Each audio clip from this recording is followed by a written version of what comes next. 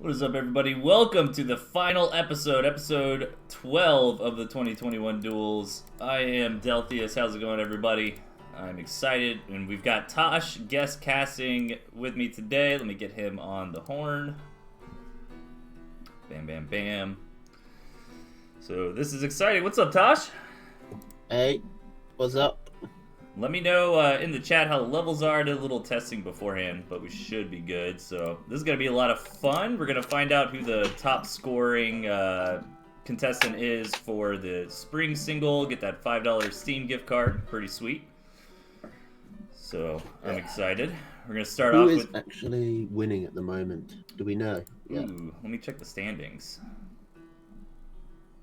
I think Airlu right now. Airlu is on the extra stage against Melvin. And I think on the... Oh, I've got Melvin, Meek, and Epicosity first. Do they count, though, because they're bosses? Yeah. Oh, okay. Yeah, the bosses have a score system as well. Nice. But it's based on how many people get past them. So Meek could lose some points depending on how tonight goes. And I don't think we've got any... Do we still have some Epicosity games left? We do. We got some stage 4s. Yep, we got. We're gonna finish up with Leon and Marmu on stage 4, and then hop into a couple stage 5s, which are my personal favorite. It might not be mine, depending on how they go. We've had some crazy games out of stage 5, though, man. You gotta admit. Yeah. Oh no, I love the games. I just don't like that I lost them. What was that one? Wasn't it Toad, Fox, Turret with you and Necromantister? Yeah, that was a crazy one. All the ones where I've ended up with Toads as my only tier 1, those always end up being really weird. Yeah. All right. Well, we got a lot to cover, so I think we should just get on in it. Are you ready to hop into the first match here? Yeah, I'm good to go. All right, let's get into it. Night Slayer. Thank you, gentlemen. Okay. Match with Leon. 3, 2, 1, go. Okay, so it's Epicosity, which means that it's the Squirrel tier 3s. Yep, and we've got Epicosity on the right-hand side, and over on the left-hand side we got Leon. So, artillery cannon out of Leon. We don't see that as much. Most of the time this is just like Squirrel plus your favorite tier 3s here. Yeah, I don't think artillery is particularly good in this. It just isn't great at killing tier 3s, but I think someone actually got through with it. I think the tanker managed to use it, so... Nice. Pretty short rush distance here, so maybe we won't even see tier 3 at all and just get stuck in Squirrel War. Just gonna have to wait and find out at this point. Map looks a little better for Epicosity, I think. Maybe Leon can get to like the south and expand down there. Leon's are much more spaced out. It's pretty hard to do like runaround attacks on this map. With these rules because there are no lizards or anything. Right. So those bottom bases are going to be safer than they might normally be. Also, because it's harder to split up your army. Yeah. So Epicosity 6 farm double here. Oh, what, he sells one as he attacks. That's a curious strategy. Yeah, that is weird. Maybe he had a queued farm or something. Well, he can get maybe one farm, but if he loses his squirrels here, then Leon's going to be able to counter push because he's got double warrens. Right. Yeah, that was weird. I wonder why he sold that one. Well, I mean, Epicosity comes out 20 food ahead in that engagement. Yeah, so not gets a better squirrel micro. Not going to push the issue too much. Leon did scout that pretty quickly, responded with a 7 farm double. Yeah, but I mean, Epicosity was a farm ahead that entire time, so you got to. So Epicosity's actually doing pretty well right now. Got the expansion coming up while Leon's still working on his 8th farm. Yeah, I guess he sold that one to just not hard commit to the rush, and he probably had a queued farm if I had to guess. So I think he was trying to mind game Leon, keep him on 7 farms. Right. Make Leon think that it was too risky to eco up. Because if Leon had gone back and sold one of his warrens to get the 8th farm going, then he would have only had 1 squirrel and probably would have lost a pig. So that actually worked out pretty well for Epicosity. Nice. If that was his intent. All right, Epicossi moving up. Gonna try to get something done here. Ziggy's got plenty of squirrels, though. I mean, he can harass that second mill, but needs to be careful. Engagement coming in. And Okay. looks like Epicossi might start getting something here. Yeah, Epicossi's got the potential to really snowball, especially if Leon keeps bringing his squirrels out. A lot of Epicossi's squirrels are pretty injured, so they can't really fight. They can't stay here, but... Yeah, that unit count was a little bit misleading because Epicosity had a lot of units like rebuilding at home, you know, so you got to think about what's on the front line. So pulls back, lets his units heal up, regroup, coming in to pressure that second base again. Okay, and Leon is pretty even on eco, on army right now. This has been great though, like he keeps forcing Leon to sell farms. Yeah. But Leon's getting a lot of value on the retreat here. No, Leon he could should have actually gone for push. it. Why is he retreating? Oh, he could have gone for that. Yeah, I think so too. He had some real momentum there. Being safe though, just pulling it back from now. I mean, grabbing all those squirrels on the retreat really helps him out here. But this time around, he really needs to defend this building's second base. He can't afford to sell these farms anymore. Yeah. I'm not sure that was the safe option because he's now taking it to a longer game when he's been behind, which at a certain point is just like you can't catch up, so you need to win while you're still close. Right. Well, I think that retreat from Epicossi let Leon kind of even things back up. I mean, let's take a look here. Yeah, I think Epicossi's still a little bit in the lead, but not by. Well, I think it's pretty even. It's interesting that Epicossi's taking his back mill, I guess because he just doesn't think forward farms on his original expansion are going to be very defendable. Yeah, and I saw him do this a little bit yesterday as well, kind of spread out the farms, keep your opponent guessing on what the farm count is. You know, Leon can't just scout that natural anymore and know exactly what's going on with the economy. So who's going to go for the tier 3 first? Yeah, getting up to about 30 squirrels. Is it about board time here? Yeah. Well, this might actually be a not terrible place for the artillery. Right. Because Leon's got this forward high ground against loads of tier 1. Or Epicossi's coming through a choke point here, but Leon isn't taking the fight. Yeah, Leon could have won that, I think. He rallied his units back just a few too many times. I like that first rally back, like get into the Warrens, but he pressed that button like over and over again, so a lot of his units weren't shooting for the first couple seconds of that engagement. And Epicossi started to get some Warrens. He only loses one. He should be able to hold it here. And with a farm ahead of eco, he should be fine to regroup, but... Yeah, I would love that artillery like you were talking about, because that would kind of defend the rest of these southern bases as well, for the most part. I mean, you can wiggle your way down there, but with such slow units, you know, no lizards, anything like that. Problem with Artie, it's hard to get up while you're behind on army, and Ziggy is behind on army right now, just because he has fewer Warrens. This is actually a good time for him to move in before Epicossi finishes, gets out of his supply block and overtakes him. Leon's starting to build that Warren number back up, and Leon Dennis got that third. Oh, he already knew Epicossi's that. now ahead on eco, so Leon needs to do something. Huh. Oh, I was just about to say he could take that back base. Now, if he's feeling really cheeky, he gets the opportunity, he could try and put an arty down there to pick off that back mill. Epicossi dominating in this engagement here. And he needs to actually win this fight first, which he might not.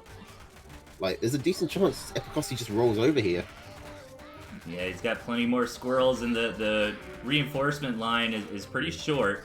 Epicossi's going to continue pressuring in, starting to damage these Warrens here. A couple of them going down already. And Leon sells one, which I guess he wants to get a supply block going, but he kind of needed all of them up, and that's going to be GG. Yeah, that was a close one. You know, I think Leon could have won that. Just a few mistakes there, you know, with some weird rally backs, you know, not punching in when they had the opportunity. But close match, Epicossi ends up taking it. It was actually pretty decent. Decent show from Leon against a player who's been kind of kicking ass in this tournament. Yeah, Leon has Epicossi has been shattering expectations. Yeah, I really feel like in the past few months, Epicasi has gone from like a pretty good player, like a higher tier player, to like a top player. Like he's actually gotten really strong. So we've got No, he certainly Marmu. knows this matchup very well.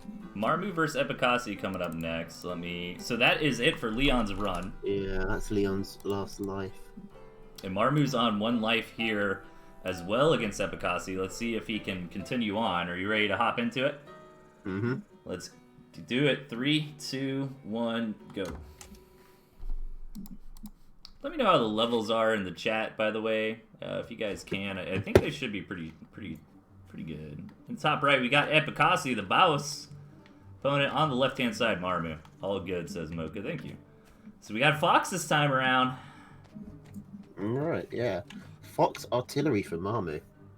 I think the Fox is a choice that not many people have been taken advantage of. Fox is very good at picking off tier 3s. Yeah. I guess it can be overwhelmed by Owl, Wolf, and just superior Squirrel numbers, but I still think there's definitely a place for it.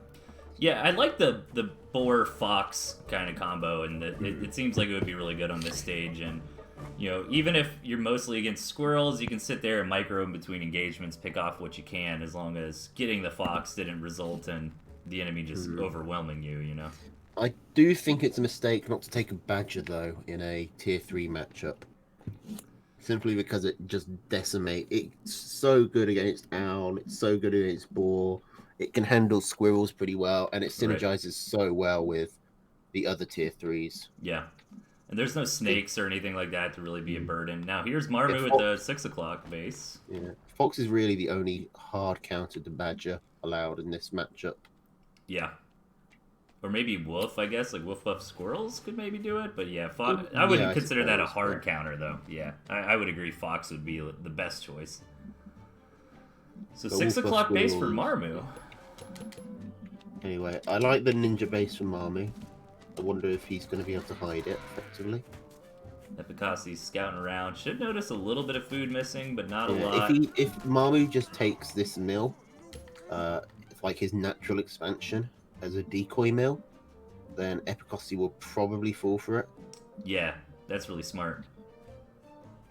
And actually not a lot of mills on this map, to be honest, and it's kind of Marmu favored. Epicasi's really only got this natural. Yeah, definitely. I mean, even if Epicasi does scout this mill, he can't do much about it. It's so far out of the way that it's a very safe take from Marmu.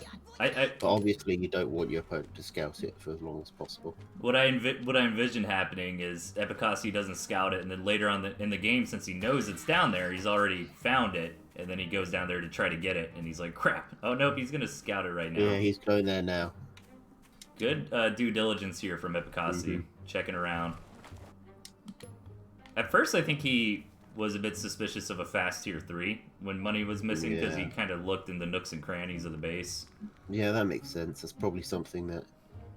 I don't know if we've seen it much, actually, on this stage. I think I might have seen like a quick Boar out of one of the games, but I might be getting that confused with another one of these crazy stages. It's hard to get a tier 3 rush going with no defenses. Yeah. So Marmu is going to saturate this up. I'm not sure if Marmu knows that Epicasi knows, but like you were saying, I mean, even if Epicasi knows, what's he going to do about it? Well, I mean, Marmu should know. He should have seen Epicasi's commander walk past him, and then on the mini map, he can see the blue dot appear. Oh, Epicasi. What's it going to be? It's easy to sometimes miss that. Gonna be the Boar. Makes sense for the first tier 3 for sure, since both players are kind of going up on squirrels. Epicasi definitely has like a set pattern for this. He goes mass squirrel, Boar, and then he usually goes wolf, badger, badger, badger. You know what's funny? I just thought about when you brought that up. Like, most of these bosses can kind of, like you said, get a set pattern or kind of figure out how to use their decks. Not you though. Yeah. It's totally crazy every single time. I had to do improv every night. Hey, but that's what you're good at, so it works for you. You're like the TNT improv apparently other king, people man. were better. Alright. So, Boar on the way for Marmu. Epicossi hasn't seen it yet. Has Marmu seen any of the tier 3? He has not. Looks like Epicossi wants to go see the... Marmu's got his own board building, but it's so far behind. Ooh, the double not fox. actually that far. The supply block does keep it pretty even. I wonder if Marmu thinks Epicossi doesn't know about this base, because he built his 2 fox warrens down here to try to be sneaky. He must know by now that Epicossi knows, because he's seen, like, Epicossi's behavior doesn't make sense from someone who thinks that their opponent is on one base. Right. Like, this time around, we're actually getting a match that's kind of the intent of the stage here. You know, big powering up macro, getting into a ton of tier 3, so this is pretty exciting. Now, these 3 foxes, I'm a bit worried that they're all just going to hit one squirrel and then die to the badgers. Yep. Yeah, you got to be careful when you're focus firing with multiple foxes. You really don't want to be focus firing. You know, you want to be kiting backwards, so hopefully they'll land on different targets. Especially with the wolf coming up, that fox speed buff is almost irrelevant. And like you were saying earlier, the boar, badger, and then now the wolf is coming, and Epicossi's going to sell down on the squirrels, and he's normally shown pretty good micro on grouping up the tier 3, making sure the tier 3 gets the wolf buff. But keep in mind, Epicossi's got a lot more potential for economy here. 3 base saturation already. Well, yeah, Marmy's doing great on eco, but that's not going to matter unless he can survive another minute or 2. 5 badgers. Like, if he can survive Epicossi's big push, then Marmy's ahead. Marmy probably wins the game. As much as I'm a Fox fan, I mean, Foxes will beat down on badgers, but not when they have the wolf buff, because then they're moving just as fast as the fox, so they deal way more damage. I think the owl is definitely a mistake. He knows that there are badgers coming out. Wolf buff badger just shreds owl, especially with the boar helping out as well. Yeah, he probably just Marmy's needs more owls. Do you think it would be better to just mass squirrels, you know? Yeah, I think even mass squirrel or another boar, just so you have some tanking. He's bringing his foxes in. He gets a kill. Nice. He does get... I think he got a badger, but can he get away? I think wolf buff foxes still are faster. Sorry, I think swift foxes are... Oh, maybe not. No, that's pretty bad. Yeah, I think the wolf buff just applies swift, right? It's the same movement speed. The badger just chased him down, annihilated there. Okay, and the badgers are so good at killing boars because they can just stay out of its range. Oh my gosh, I was getting hyped when those triple foxes were coming into harass, but these badgers just chasing them down. That 1 HP boar. Marmy stayed there for just a few seconds too long. If he'd just taken the one badger and then retreated, maybe he could have picked something off here, but... Jeez. That was like 7 minutes of build-up and then just slam. Yeah, I mean, badgers scale so well. Yeah. 5 badgers with the wolf buffs. Marmu's... Like, the fox just doesn't have time to shoot them all. Marmu's hanging on, gonna try for one last hurrah. He's actually still got a decent economy compared to Epicossi, but can he beat 6 badgers? That's an insane amount. Trying to get up the turrets. Or the cannons, rather.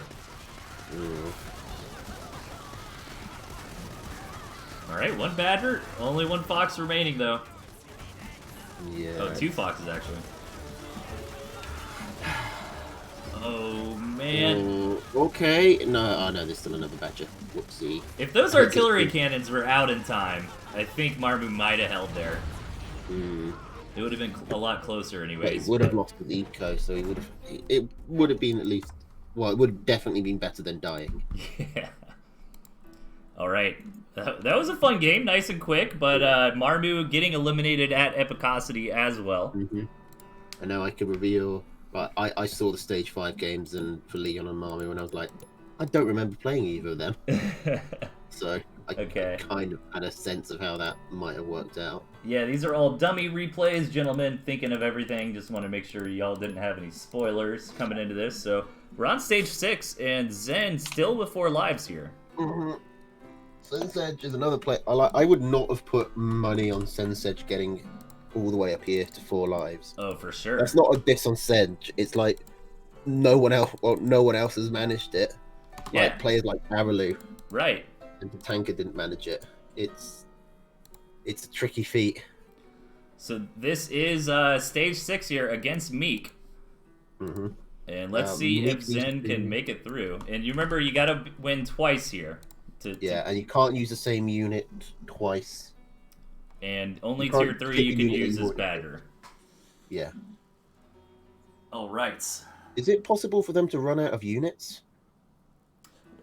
No, because you can only you can't use the same unit 2 games in a row. So the 3rd game you could go back and use that first. Go back, okay. Yeah. It would be cool though if that was a restriction where once you used it, that's all, and then you'd have to make sure the math worked out where you wouldn't run out of units. But anyways, there's 30 though, so you'd have like 5 games worth. Right. All right, you ready to do this? Yeah. Let's hop into the first one here. 3, 2, 1, go. All right, so remember, Zen has to win twice here to move on. On the left-hand side, our current Tooth and Tail champion, Meek. And over on the bottom right, arguably the challenger with the best run up to this part, undefeated, we got Zen. And this is Meek's... I mean, Meek's been doing this a lot in these games. Like, this has been his strategy, to take a very defensive, contained deck, take kind of a weaker deck in the first game, and then come into the second game with like a super meta Squirrel Toad, Skunk Falcon type of deck. Yeah, basically his board deck just replaced the board, the Badger. Yeah, saying weaker deck for Meek is kind of a misnomer. You know, it's clearly not that weak since it keeps killing people.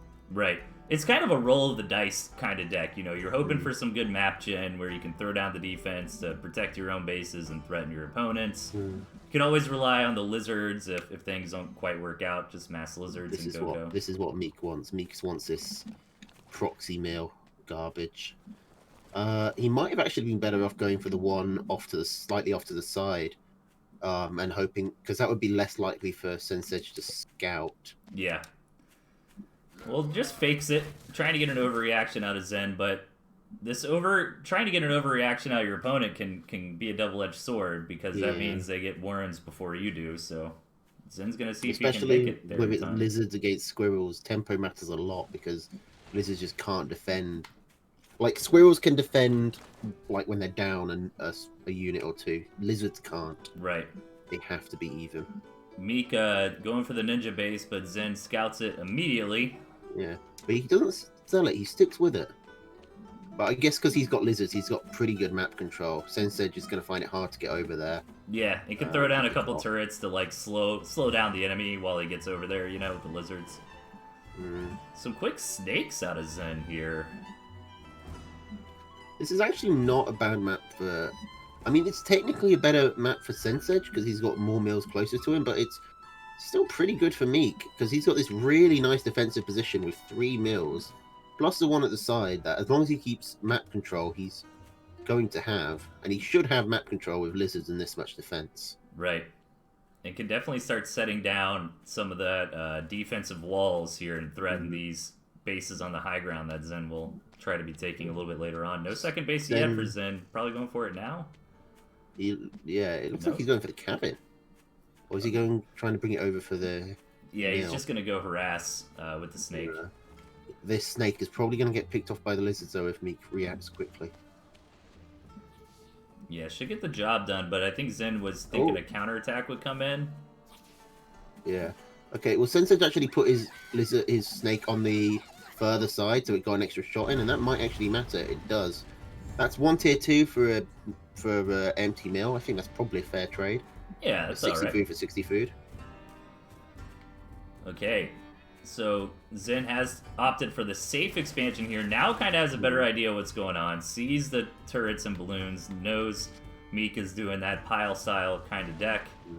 And yeah, I just realized that Meek's deck is going to be much stronger given the restriction of no owl.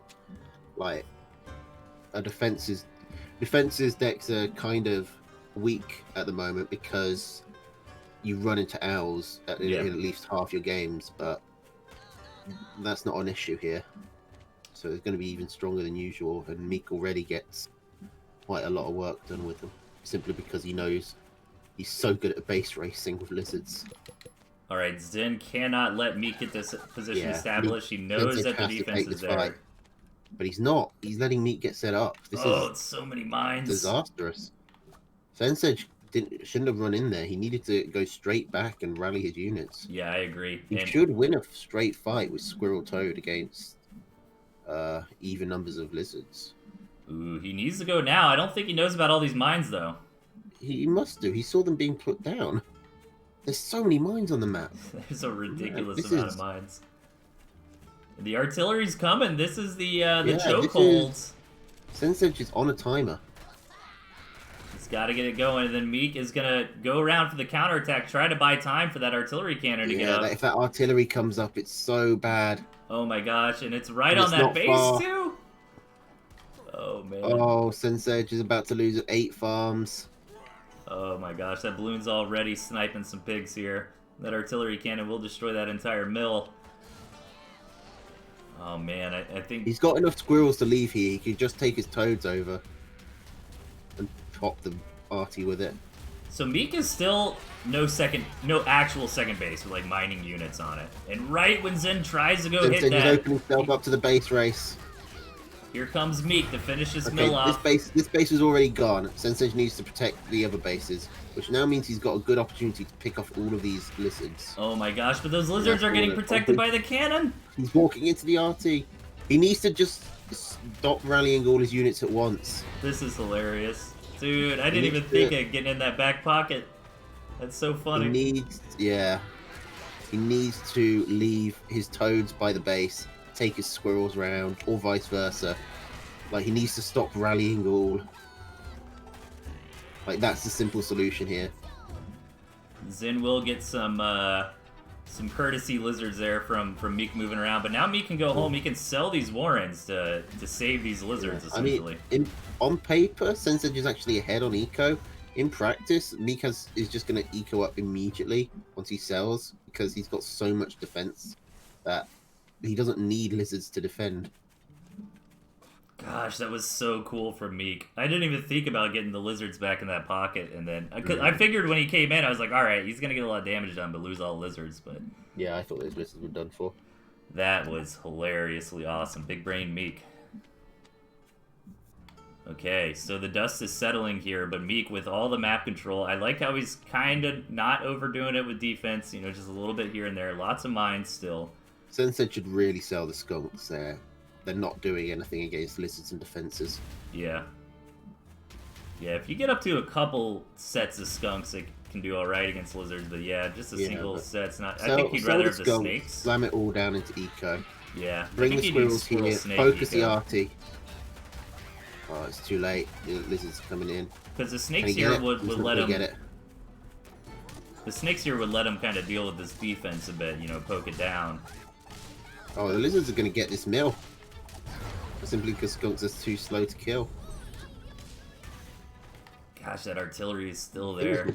Yeah, I think Sensei is going to surrender here. Yep, there it is. What a cool game. Yeah. If Sensei had noticed the artillery... I mean, did he know about the artillery while it was building?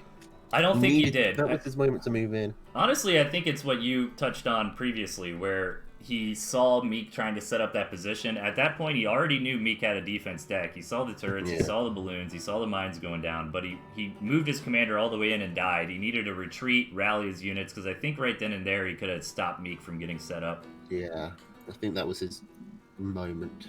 Okay. Ready for the second game here? Yeah. Let's get into it. 3, 2, 1, go. Okay. So Sensei just lost his first life. And now he's got Lizard as his only tier 1 against Squirrel Toad. So the moles for Meek. Yeah. Meek likes to put his opponents in this situation. He seems far more comfortable going Lizard against Squirrel Toad than basically anyone else. He's the only person who seems to treat that like a even fight instead of the massive the massive disadvantage it really is. Yeah, you just gotta be. You've really gotta abuse the mobility to play around it. Yeah. But I wonder if the moles are here. By the way, 5 farm lizard warren from Zen. Meek did see it, Ooh. but I wonder if the moles are here because Meek is maybe thinking to himself, well, my opponent might be like, oh, that was a good deck. I'm gonna do that to you, and then he's got moles deal with like Go defensive through, structures. burst through the defenses. It might be. I think the defenses are what allows Meek to deal with the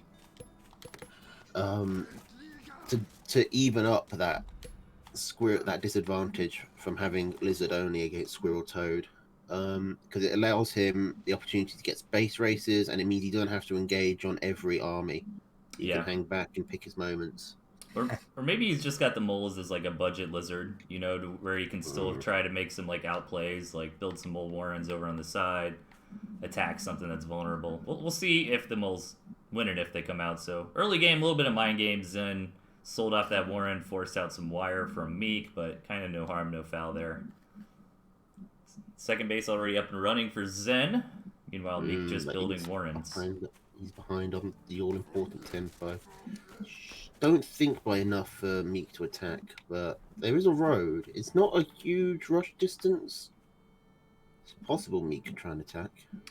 Hey, he's got more units at the moment. And like you were saying previously, you know, lizards, when they're outnumbered, just fall apart very, very quickly. Lizards are very, very swingy units, you know. It's just whether or not Meek is gonna like go now, and he is.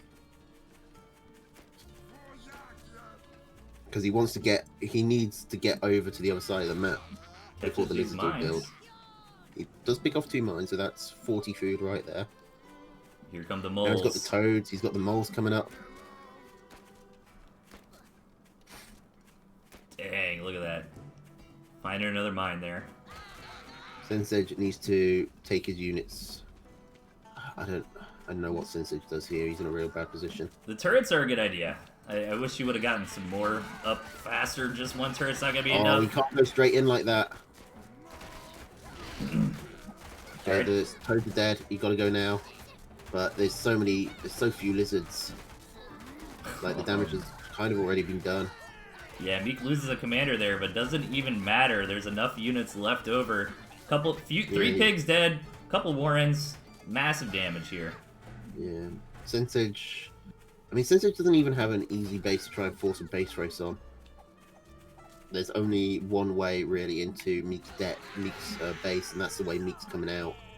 Yeah, and he's got to do moves like that. That was really good. You know, run in with the lizards, get the toad to detonate on just like one lizard, not your whole pack.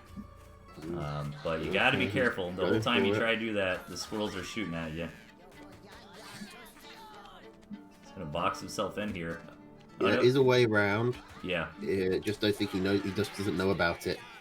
If he goes down, there's a way that he can just come back round, and then he might actually be able to loop round onto Meek's base. Oh, he finds it. He's gonna get out of there. Oh, he took the further one though, which means Meek is gonna get to cut him off. Sensage doesn't have enough to go for the base right now, especially because toads are already building.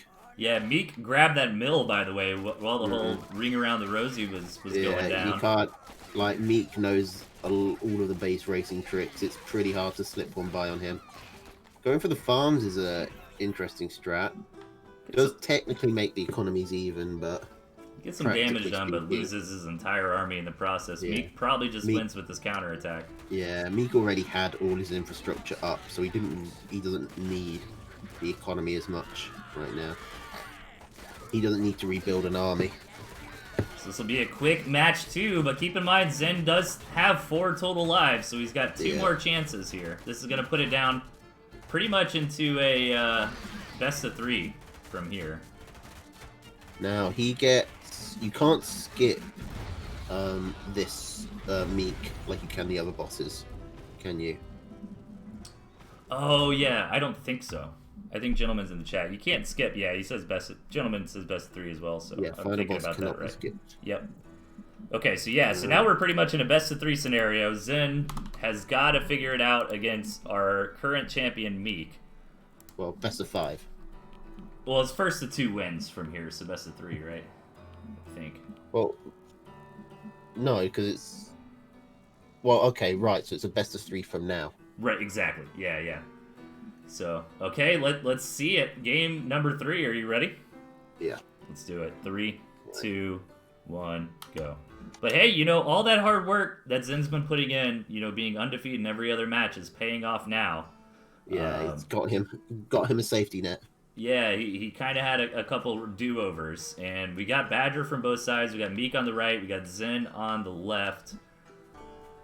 And this should be a fun one. Badger, Pigeon on both sides. You're the resident Badger expert here. Which one of these decks? I guess Meek has the better late game deck here.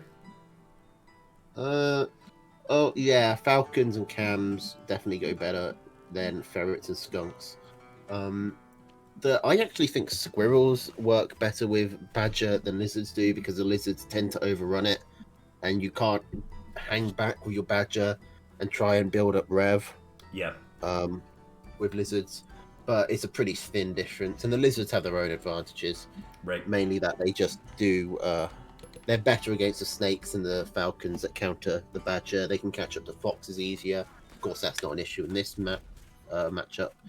And yeah, they're just all around better units. I think Meek goofed up there a little bit. He took this proxy base and got away with it, but his commander was still in the vision range of Zen. So now Zen knows. Okay, Zen needs to be focus firing these machine guns. His pigs were in range.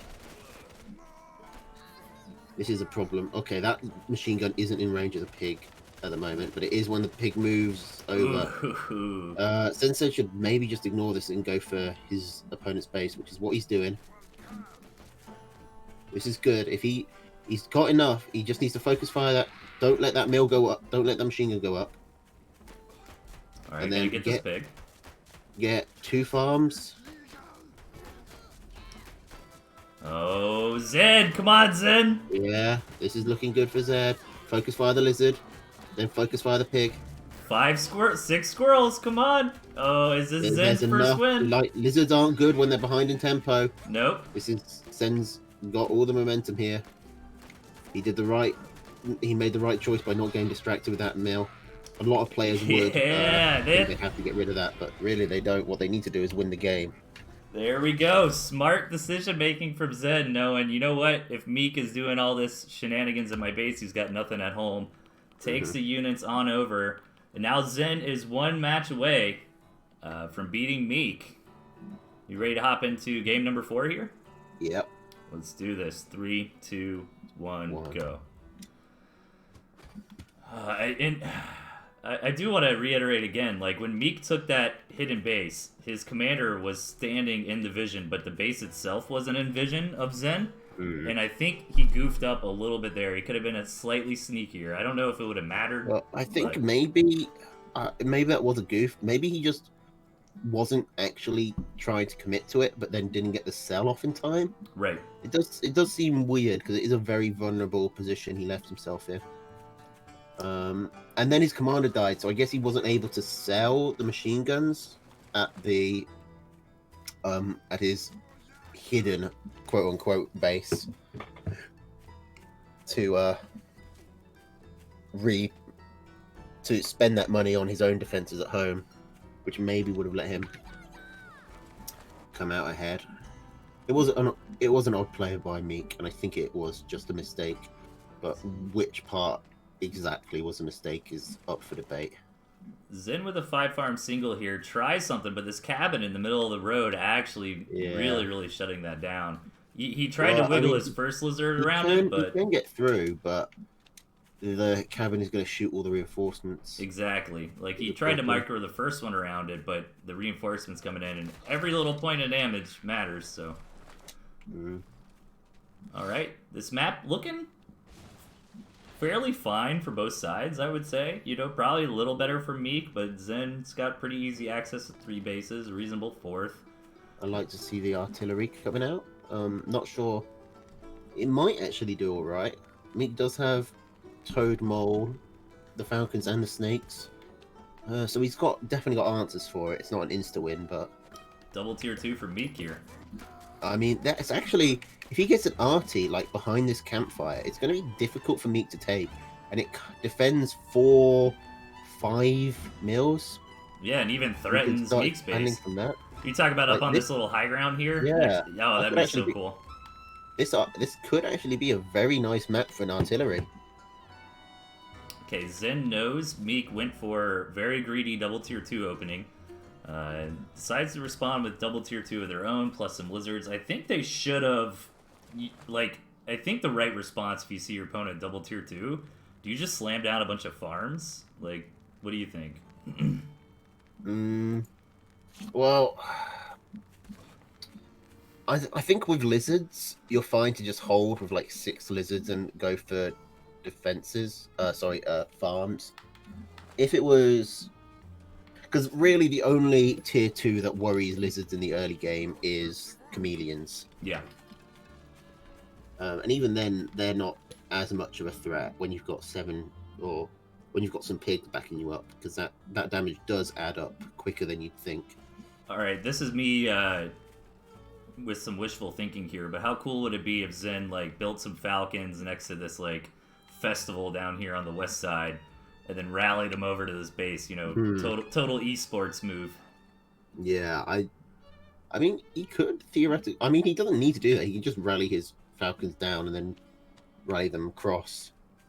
So there's that already on the high ground you're talking about. Oh, speaking of hidden, do you see those moles up at the top? Oh, Meek! Is he just waiting for him to take that third? Or no, that seems like a lot of money. I don't know what he's waiting for. Oh my god, what if those kill the artillery? He doesn't know about it. They don't have a lot of time. Artie's halfway done. And I don't think Meek knows about the Artie. He doesn't. But even if the artillery's done, isn't that enough moles to just go kill it? I don't think so. Oh, but the Artie is going to shoot the moles, because... Yeah. No, I don't know if the Artie will see it. shooting the moles way before the moles get onto the Artie. Sure, but I'm saying, like, right now, once this vision... Oh yeah, my god, he sees... can already hit the moles. Yeah, now he sees them. And it's got vision. Oh my god. It's going for the campfire, you know, working on its priorities. Oh, this is such a shutdown here. This is putting Zen in a good spot. That's a lot of lost value for Meek.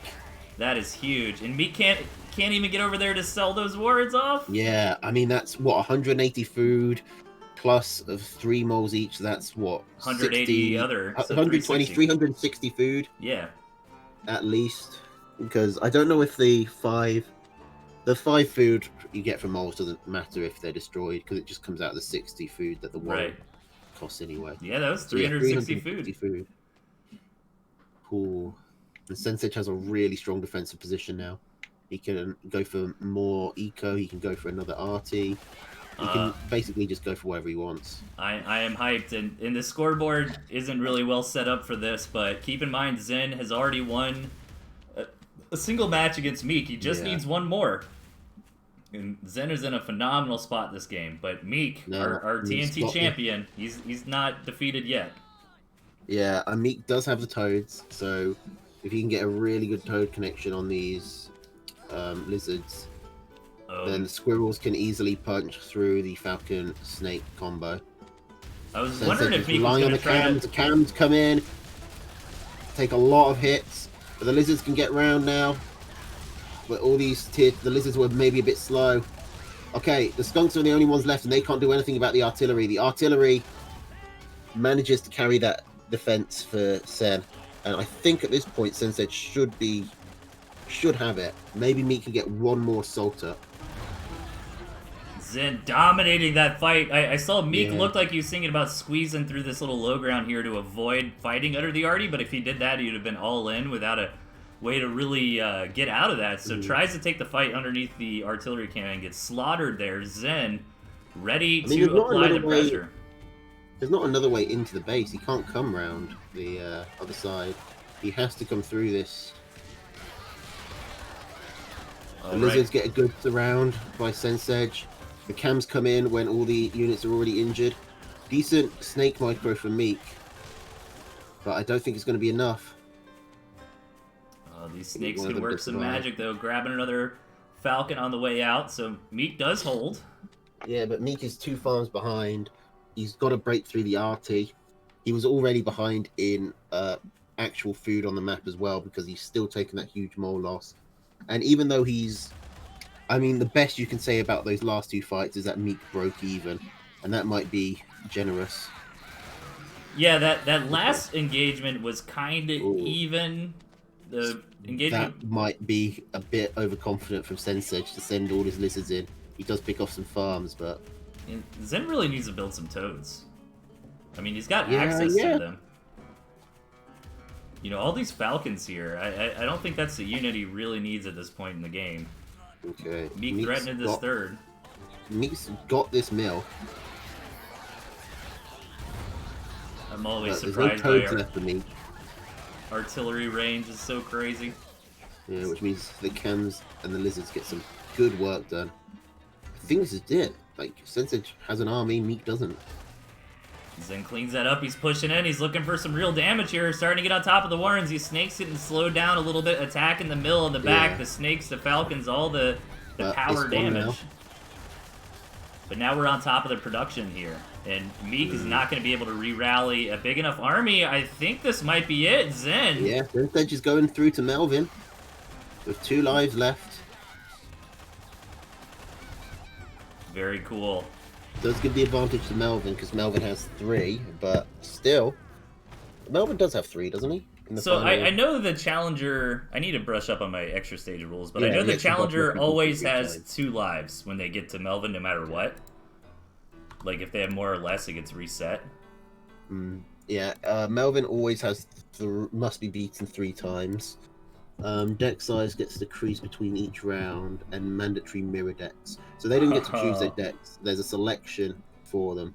Alright, so let me go ahead and show this to the chat after... Well, yeah, I'll do that now, actually. So while the chat looks at this, I can adjust the scoreboard. So these are the rules for the next match. You want to talk about this for just a second? Okay, so you got game 1, Toad, Ferret, Cam, Boar, Mine, Artie. Let's assume... How far are we going to get with Sensage? I think Araloo only has 2 lives as well, doesn't he? So you always have 2 lives no matter what when you come into this. It gets reset down. Oh, I thought it meant that you got... If you were at 1, you'd go up to 2. No, I think even if you had like 3, you go back. Okay, so you could theoretically get all the way to game 4. Then it'd be worked out that way. So 1, yeah. So yeah, Toad, Ferret, Cam, Boar, Mine, Artie. Nothing to hit air, but no air either. Decent siege. I mean, I'm thinking about them, like, you got to think about them differently when it's mirror decks.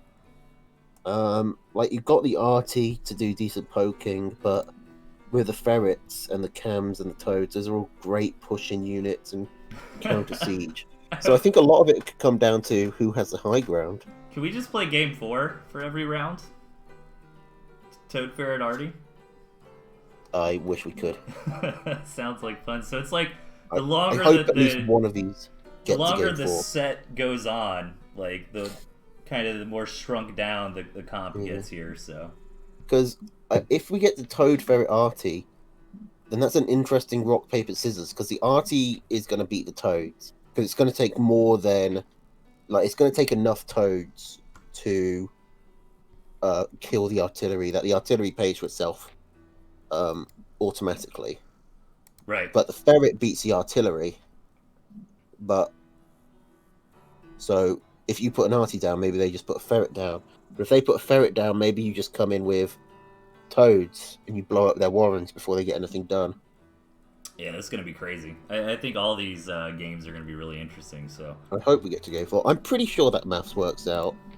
I guess it depends if you get on the Artie in time. Because you need 60 to build the actual Toad Warren. And then you'd need another 6 Toads for the Artie to break even. That actually might, now that I say that out loud, yeah, that might be Toad favoured.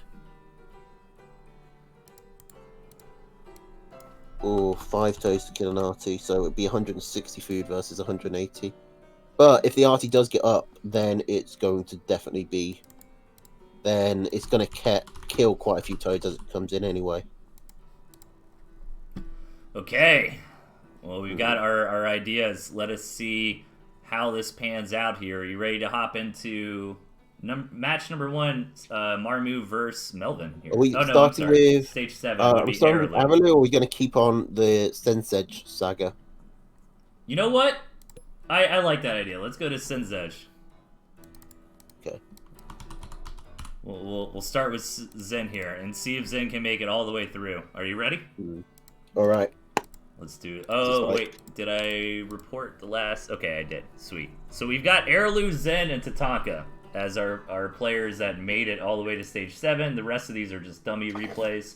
So we've got 3 more sets here. And the cards are stacked in Melvin's favor. So let's see if any of these challengers can make it through. I think Necroticer made it before, but has since he died. Some people did make it to Melvin already. Right. He died, didn't they?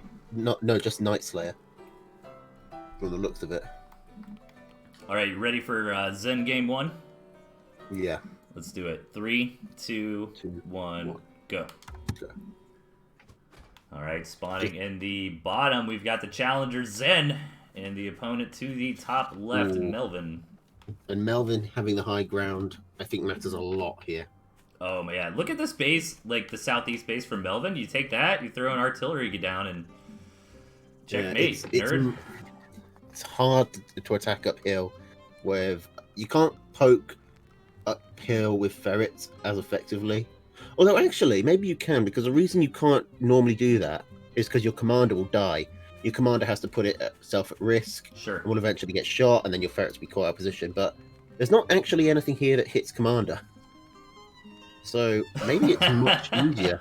Wow, that's a really good point. You still have to move your commander up the hill, yeah, get vision, which affects how you can micro them. Dang, that's a really good point. Yeah, like none of these units. I mean, I guess the cannon or the pigs, but that's about it. Nothing else is gonna shoot. I don't know if the boar even shoot bothers. Commander, does it? Does cannon shoot commander? I think cannon shoots at commanders. Yeah. I mean, you're more of an artillery guy than I am. Yeah. I feel like I should know this. I seem to recall seeing like the cannon, shoot at commanders as it runs by and stuff. I think it shoots at it, but I'd imagine it very rarely hits it, given how fast the commander moves. Sure. So that's probably why I'm getting confused. The real question is, does the boar shoot the commander? I don't think so. Does it? Boar, I really don't think the boar does. I'm almost positive the boar does. All right, Cam's on the way for both sides here. So I wonder if you're Zen, like this base, this little island base for Zen, basically just doesn't exist here, right? Like that's going to be so hard to actually hold. Effectively hold that, which it makes this a very Melvin favored map because he's got 2 easy expands to Sensej's 1. But I think Cam starts are definitely the way to go. They're the best opening unit. Zen can try to start like taking this 1 or 2 o'clock area, throwing down some cannons, getting up there later on, but. Yeah, definitely Melvin favored for sure. Not to the point where Zen doesn't have a chance, but he's fighting an uphill battle here. No pun intended. Why do people say no pun intended when the pun is intended? I mean, I specifically intended that pun. Well, then why did you say it? I don't know, because it's so normal to say. Okay, I like Sensej bringing the cam in. Does get a pig. Ooh. Loses a cam. No, he didn't quite get it away. But the cam took an extra couple of toads with it, so still a net profit.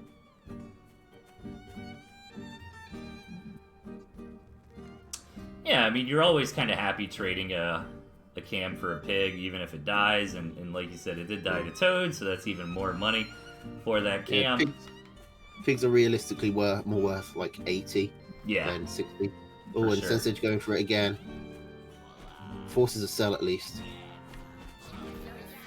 Right. If he honestly got that cam to blow up on all those toes to blow up on the cam, it would definitely be a worthy trade. Oh yeah. It actually might have been something worth considering. Alright, Zen needs a second base.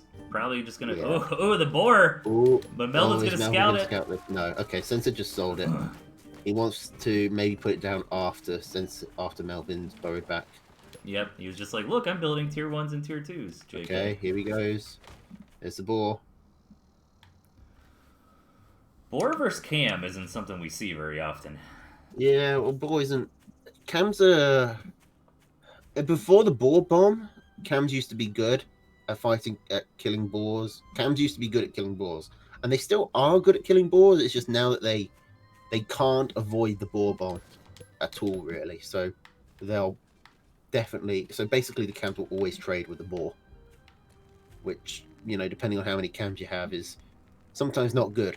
This Right. boar could realistically kill all 8 of the cams that Melvin is going for. Yeah, it's one of those situations where you want that Goldilocks number of chameleons to get an effective trade against boar, right? Because too many, then it's I gonna think be like painful. you want like 3 or 4, because then you can bust down the boar pretty quickly. But if you've got other units, like if you had snakes or falcons or something, then you could use the cams to help damage the boar and then pull them back when the boar was, you know, low and it just needed couple more squirrel shots to be finished off. You know, you have that action movie scene where the cams are all running away, they dive and the Oh explosion comes yeah, out yeah. behind them. But they that's don't not look really, at it though because they're too cool yeah, and they put on their sunglasses. that's not really an option in this scenario. Some mines coming down here from both sides. So both players are aware of the boars coming out. And again, I'm curious. Oh, there's cabin here. Just go ahead and knock that out with your cams here, buddy. Where is Zen's cams at? Oh, I don't see them. He's hiding them up on the like, sort of high ground. Yeah. Oh my gosh, that cabin killed a pig. Zen, kill that cabin. Wait, cabin kills a pig? The Really? cabin killed Zen's pig. I didn't know that was a thing. I thought that they were. I thought that cabins were supposed to spawn out of ranger pigs. That's pretty brutal. Where's Eel? We need to yell at the eel here. Okay, Sensei just splitting his army up. I don't know if this is going to work. He's getting Melvin to walk into mines. That is going to work. We got some water here for these boars. That could come into play, healing them up a little bit faster. Ferrets for Sensei. I like the ferrets. Just kind of don't go crazy on them, but apply some pressure if you feel like I do think it actually kind of makes sense. Oh, he's coming in. He knows that the cams are there, even though they're invisible. Okay, so the good thing about the ferrets is that it will force your opponent to sort of walk into your minefield. Right. But I think Sensei might have not wanted to. Oh, just a huge clash here. Who's going to come out on top? Both armies just slamming into each other. Trade. Can one of these boars live? Oh, that flamethrower actually knocking out the mine before the boar stepped on it. Zen was trying to bait him into it there. Yeah, that is a problem with mines. You know, I hadn't considered. Yeah, there's actually a lot of angles to this matchup that I hadn't considered. Yeah. Boar can actually hit mines without seeing them. Or the Toad Cam kind of situation. Yeah, I think pretty Melvin even trade, like you said there. But I mean, Melvin has a much better eco. Oh, that's right. Zen really needs to get going. If only that cabin didn't kill one of his pigs. I mean, he'd still be, you know, another 4 farms behind, but he'd definitely be better than 5. Okay, so yeah, when the dust settles, Melvin is a little bit ahead here. Zen finally getting onto that 2-base full saturation. Okay, no. Both players do have water to use to heal their units. Yep. I thought I'd finally spotted a way that this map was better for Sensage than Melvin. But yeah, I thought about that a second ago earlier, that I was like, Melvin's got a little pool up here too. Yeah. Although, I guess his pool is further away. Oh, if he catches all these cams here, these cams trying to knock out the boar, but most of them get away. None of them actually die because the cams are so tanky. And the boar damage is so slow. Double boar on the way for Melvin. Oh, okay, Zen does see it. Good scout there. Zen is far behind. I think he needs to go in and try and get something done. He's going for ferrets again. I see the strategy, I just don't know if it's going to actually work. Yeah, I think the ferrets would be good if you're trying to bait your opponent out. Like he's actually walked into his opponent's. He's walked into his opponent's mines, which is the wrong way around. Oh, the Toad's going to try to blow up the board. Good Toad hits for Zen there, but does he have enough? This boar bomb is not going to be good enough. Oh my god. There's still so many cams left for Melvin. Monumental damage there for Zen. Yeah, the cams were very spread out for Melvin, so only a few of them were next to the boar when it went off. And now I think that's going to be GG. Like, Sensage doesn't have the time or money to rebuild before Melvin comes in with his next big push. Yeah, Zen had more toads. Like, I think he had a really solid toad hit. He hit most of Melvin's units there, but he only had 6 toads. I mean, if he had like 12 or 15, that might have been enough to really blow some things up. Melvin gonna just deny the space up top with his cams, and yeah, I think Melvin is just too far ahead after that engagement.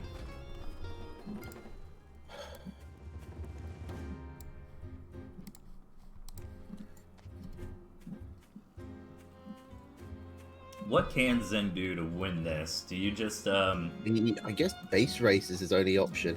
yeah, like maybe hard switch into nothing but cams and try to be a sneaky bastard and knock out Mills? Yeah, but I don't know how you can actually... how do you feasibly pull that off? It takes 4 cams to kill a 8-farm mill, but even then it takes a while. Alright, I mean, Akasi coming in. Go through it so much quicker. Or I'm sorry, Melvin coming in with the death blow here. Yeah, Sensage looked like he was ready to go for the base race, but he decided against it. And he brings his cams in through the bore fire. He does actually take a decent trade there. Like, he kills a lot more cams than he loses. Yeah, that wasn't bad for Zen. Yeah. But he's so far behind in economy, really struggling to get that third base up and running. I'm kind of unsure how much the second bore for Melvin actually contributes here. But it doesn't increase the DPS over the board, it just increases the surface area. Right, and if they're kind of stacking up on each other, you're not getting a whole lot. And I guess more it's definitely HP more to shoot tanking, through. but not a huge amount since the bore for Sensage is going to be hitting both of them anyway. Alright, I think that boar going down. Yeah. Zen will have to tap soon, but gonna fight till his last breath. Might as well. I think the base race was his only real hope. If he'd taken one of these top ones and then tried to sneak in around the bottom. But, I mean, Melvin had some mines there. He would have had time to respond with the toads. It would have been tricky. It would have been a Hail Mary. Yeah. But you might as well try it, I suppose. Maybe Zen, it is easy for us to make those calls on the desk here, but maybe Zen didn't realize how far behind they were and that they had to do that, you know? And Epcasi is going to clean it up with the cams, but there are still mills. Oh, never mind, that other one was building, so first game to Melvin. I think I called him Epcasi again. I don't know why I got Epcasi on the brain. Alright. So, Zen with 1 life left has got to win 3 times here against Melvin. Okay, come on, Sen. If Sen makes it all the way through, that would be the ultimate underdog. Oh, for sure. Tournament. Like you were saying earlier, I mean, who expected Zen to get to Meek with 4 lives left, you know? Yeah. All right, let's get into game number 2 here. 3, 2, 1, go. He'll beaten both the current champ and the runner-up. Yeah. In the bottom, needing 3 wins in a row here, we got Zen. And up top, showing them who's boss, we got Melvin. Lizard Toad. So, the other units are fun, but what are the chances that we just see Lizard Toad this game? Probably pretty high. Lizard Toad. I imagine people are going to be more comfortable with the lizards than they are with any other unit in this deck. So, really short rush hits this here. Zen's going to go for the 4-farm double, but Melvin does scout it in time. Melvin scouts it. I can't really comment on. He probably wanted to hide that a bit better, but I'm a terrible early rusher, so I don't really feel comfortable offering a view. It was kind of a, well, he might, no, Melvin did. If Melvin wouldn't have gotten that scout, like, Melvin went right to Zen, basically. Yeah, this is such a close distance that a rush is going to be, if a rush comes off, then it's, super high roll potential. Right. It's insta-win, but... Like, if Melvin would have scouted... He's going in. He's actually got better tempo. This could work. No, he missed micro just briefly. Just for a second, because Lizards took an extra step or 2 to move. Yeah, taking a couple hits on the Warren there as well. But okay, nice little firefight there in the early game. Right, he needs to eco up, though. because he's been one farm behind. So I was gonna make the point that that might have just beaten Melvin if Melvin didn't get lucky scouting, but I kind of retract that statement because Melvin probably didn't get lucky scouting. He probably saw Hopper coming from that direction and knew that's where Zen's base was. Yeah. Yeah, it's not really just being lucky scouting at, you know, the right direction or the right time. He knew if you see your opponent coming from somewhere really early in the game, you've got a pretty good idea that they're in that direction. Yeah, exactly. If you know that it's super close together, you know that you've got to be super careful for a rush. Yep. Plus, you should always, you know, consider rush as an option anyway, especially when you know both players are going to be running lizards. So it wasn't like it was Meek scouting. It was Melvin scouting properly more than just getting lucky. Yeah, I agree 100%. So Lizard Toad on the way for Zen. Melvin with pure Lizard here. Lizard Toad going to be good on the defense. Let's see if Zen can make some magic happen with these connections. Melvin pushing in. All right, only loses a single Lizard there. For 3 toads. Oh, he's going to get this pig. Oh, if Sensor had kept that extra toad alive, he might have come out ahead in that trade. But I don't know how, but Melvin is also difference. on 8 farms. Okay, he sells off 1 farm to get some of his own toads going, but yeah, Melvin is so far ahead on eco right now. I can't believe that one lizard detonated 3 toads. Well, it's a weird thing that you want to do with lizard toad matchups. You want to try and get one lizard to take out as many toads as possible. Right. And when you've got the toads, it happened to me in all my toad games where we were trying to get just the one toad to blow up multiple of their toads, which meant we were like we had to release the rally so the toads would actually fire, but keep the rally so that we could pull the other toads back. Oh, yeah, I see what you're saying. It's actually toads are tricky to micro because you can't tell them to get into position and then fire like other units. It's either just like it's still either move or shoot, but their shoot is a one-time commitment, and that's a bad commitment by Sensej. He didn't get the full toad connections that he needed. He didn't micro his toads there. But I think that was value for Zen. I think it would have been bad if Melvin would have committed in. Yeah, Melvin could have just attacked in there. Yeah. I'm surprised he didn't. I think tempo-wise it was bad, but money-wise I think Zen came out a little The fact that Melvin on top. didn't push in there means that Sensej actually traded well. Yeah, exactly. But if Melvin would have committed there, then Zen would have been in trouble. I would have expected. I'm also surprised Sensej is taking this ninja mill. I don't hate it, but he needs to take this back mill to make it look accurate. Yeah, but he's got some leeway because Melvin is going to think that he's behind. Yeah, Melvin could be thinking there. Oh, here we go! Okay, that those was are great huge! code hits. Now get the Warrens as quickly as possible. Oh my god, Zen just wins! Oh, this could be it. Sensej could be taking this to game 3.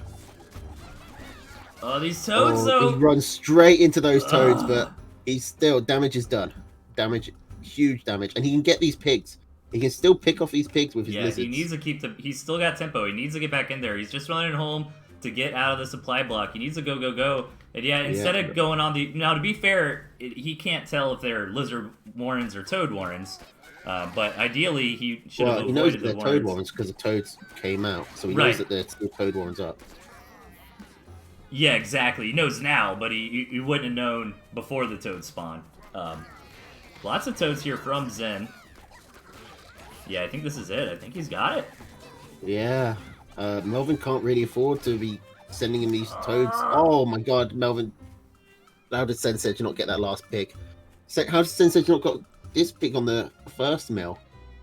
Sensej still has a chance to mess this up. But that's really what it comes down to now. It's more can Sensej make a mistake than can Melvin come back. Yeah, it's Zen's game to lose for sure.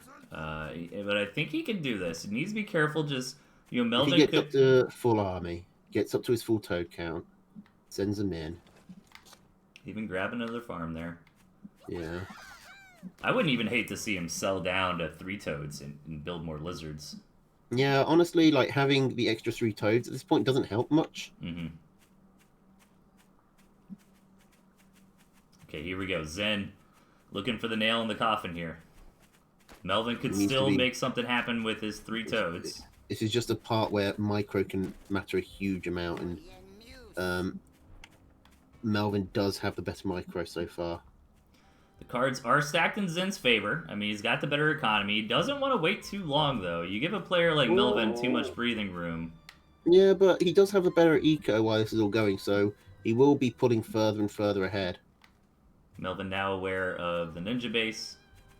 Zen positioning over to how much can he really do about it if he moves his lizards down there? Lean in with the toads. Okay, some of the toads survive for Sense Edge. Focus the lizards first. This should be it. This should be it. Yeah, there's the tap. Nice. All right. Let's keep her going. He's still in this. He's holding on. Okay. One punch in the face for Melvin here. Need 2 more though to knock him out. Blow for blow. Okay, where are we at? Stage 7 on the Zen Saga. And this would be game 3. Right? So it's squirrel, badger, or balloon. You ready to get into it? Yep. Alright, 3, 2, 1, go. And if Sense Edge wins this, then we get to go to game 4 with the Toad Ferret Artie. That's what I want to see. That's another reason to root for Zen. Right. Bottom left, we've got Zen. Also, top right, Melvin. I just realised that's Melvin's first loss in this tournament. He's had a 100% win rate so far. Oh, damn. I mean, he's only fought 1 person, but still.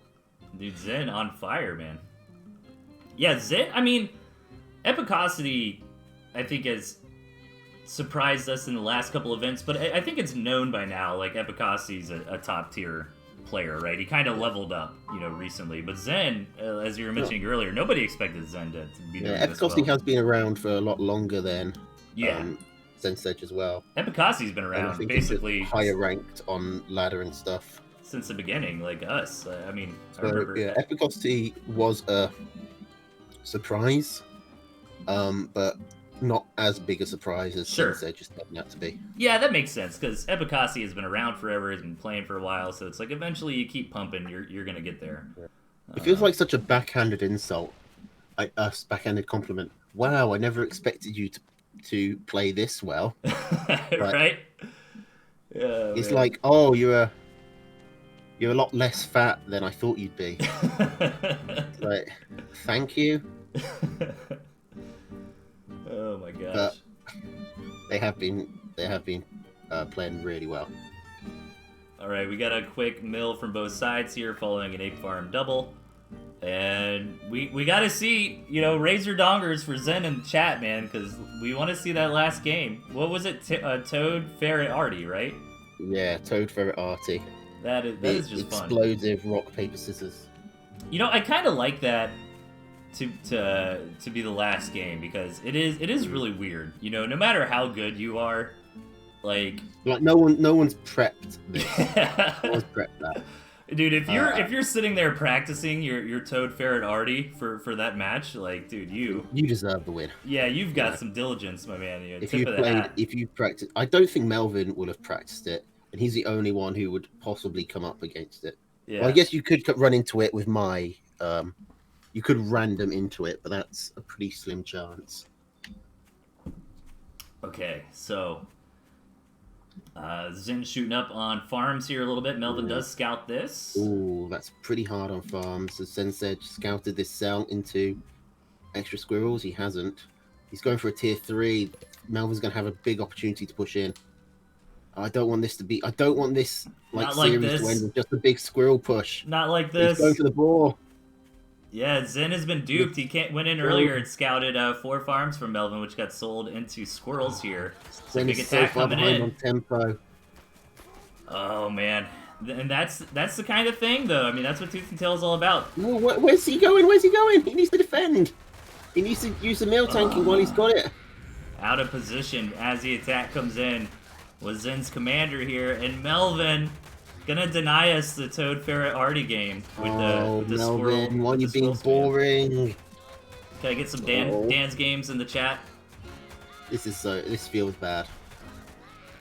After all of that, after all that build up, all the potential, the classic underdog story, it ends with a bloody squirrel rush on minute 4.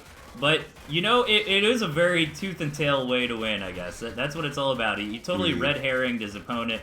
You know, he said, there yeah, was man, actually we're good gonna mind games eco. involved Yeah. into it, but Yeah. it's just not what I wanted to see. That was a proper win for Melvin. That was very tactical and strategic, but we're a bit sad. But hey, man, Zen doing very well.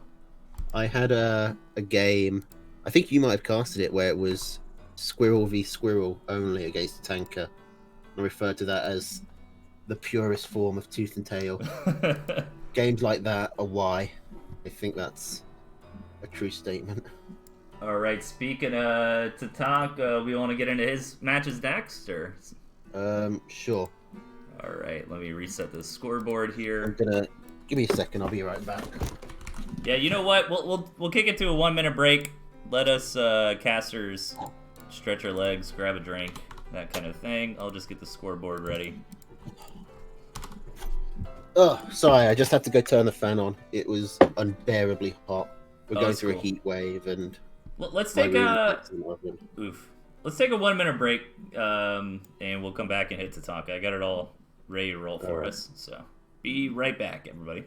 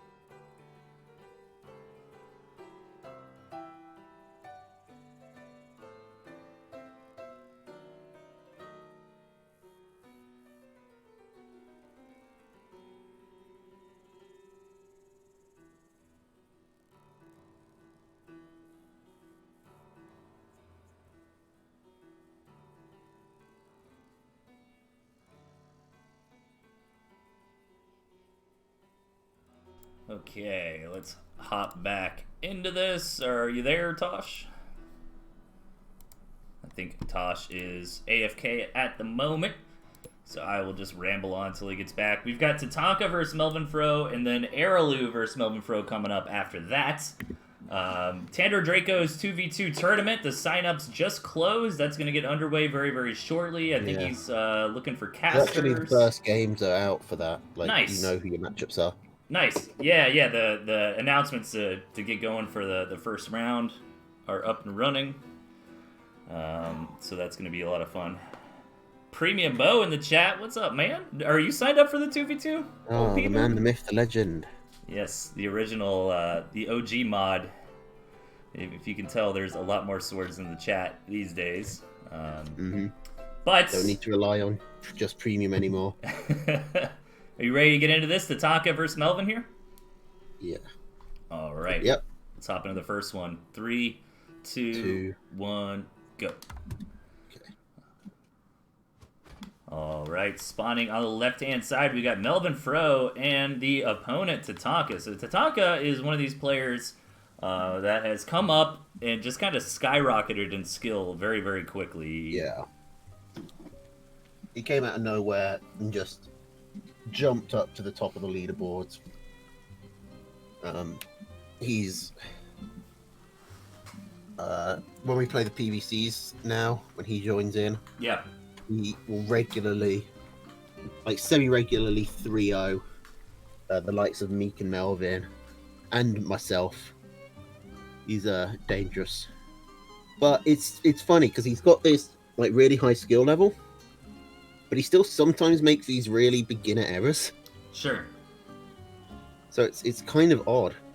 I saw It's that like in the having matches I was watching with Lilith yesterday. Like Lilith Yeah. was playing very very sharply, but was just making these kind of mistakes that you make just because you don't have like the raw hours in the game and you don't understand Yeah. like some of the I think nuances. Lilith is another player who's a lot like the tanker, a lot of raw talent, very quickly climbing the leaderboards, Okay, and this it's probably someone we're going to have to look out for this looks like it's the going to be next a few fun tournaments. match here. Pretty even map as far as all things considered. Three Okay. bases on the high ground for both sides. Tanker actually expanding before any units come out. The Tatanka did see the tier 2 coming down, so matches with And the I own don't tier think 2. Melvin saw. Did Melvin see the mines? I don't know. I wish that when you did the command division, Yeah, I know, right? It would it would show if let they you know. knew. But when the dust settles, I think Tatanka had the better build order in the start. You know, they're both going to have some pretty quick cams, but Tatanka snuck out some farms on top of that as well. Melvin catching up though, so pretty similar starts. Both these mines are going to hit this one toad. That toad Nice. actually traded up, Stonks. and now it's one toad, one cam against one cam and one pig. Minesweeper two toad pigs. there. Another toad coming in. Cam v cam. All right, Melvin just gonna back out for now. Oh, How did that toad get injured? Oh, the cabin must have shot it. Yeah, those dirty cabins. Tanker's got his own toes now. I think this does end up being better for Tatanka. Not by a huge amount though. He did have to take some. I mean, he lost 20 food on the mines. Right. But he got up to his second base farming. Yeah, he had a little bit more of an efficient build order in the early game. I mean, Melvin's ahead on farms now, so that's going to even out. It's basically even. Yeah, We'll just I say agree. even for the sake of simplicity. There might be like a very small margin one way or the other, but pretty close at the moment. This is like trying to count like the gaps in a solid object. Yeah. Technically, they exist, but you're just making things more difficult than they have to be. Third base on the way for Tatanka already, so looking for the macro game board coming down from Melvin. We need to see how long it takes Tatanka to scout that out, or if Tatanka just kind of decides to naturally build their own board. Let's see. Verifies full saturation. Checking that third. Okay, going in for the deep scout. Should see the board. Sees it. Very nice. Oh, that cam is going to get in and pick off this corner pig. There's only one mine there.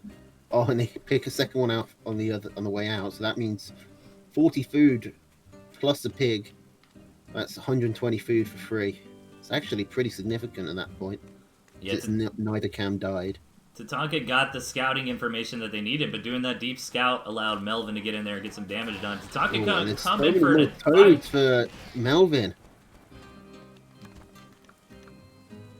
That boar clearly costing Tatanka a bit. Plus the extra eco he's gone for. He's really reliant on these mines, which means he can't attack. Melvin doesn't know about the third base yet. Melvin doesn't know about the boar yet, but I thought mines. Still... Oh, cloaked cams set off mines. I thought they didn't. Yeah. I don't know why I thought they didn't. I guess they do. Neither do I. That's like something we've seen happen multiple times in this game. Yeah, maybe I was thinking about a previous match I saw where I was thinking of talking about that, and I guess I just wrapped my head around what the answer was. Incorrectly. Okay, so Melvin already has his boar up. I didn't even notice he was building one. I was so focused on the mines and cam interactions from Tatanka. Yeah, and Melvin did get that scout pretty quickly on the board, so knew about the board coming in and has their own board popping out. Tatanka is about to get his boar up. I mean, how many of these mines are going to just die to the boar flames? Okay. It looks like the cams are actually going to... Oh, not quite trade evenly. But this boar coming up, Melvin's is going to go down. Takes a couple of pigs with it, but Tatanka can counter push now pretty effectively. Melvin lost a lot more toads in that engagement Yeah. too. Overall, Melvin Melvin losing lost a more ton of money. toads. Lost more of everything. Beautiful reveal on those mines there. Oh, toads coming in on the ball. Ooh, that was very Tatanka needs cost to get inefficient. more. Tatanka needs to get more done. He needs to put some real pressure on while Melvin is building up his army again. Because so far, Melvin only has toads to defend with.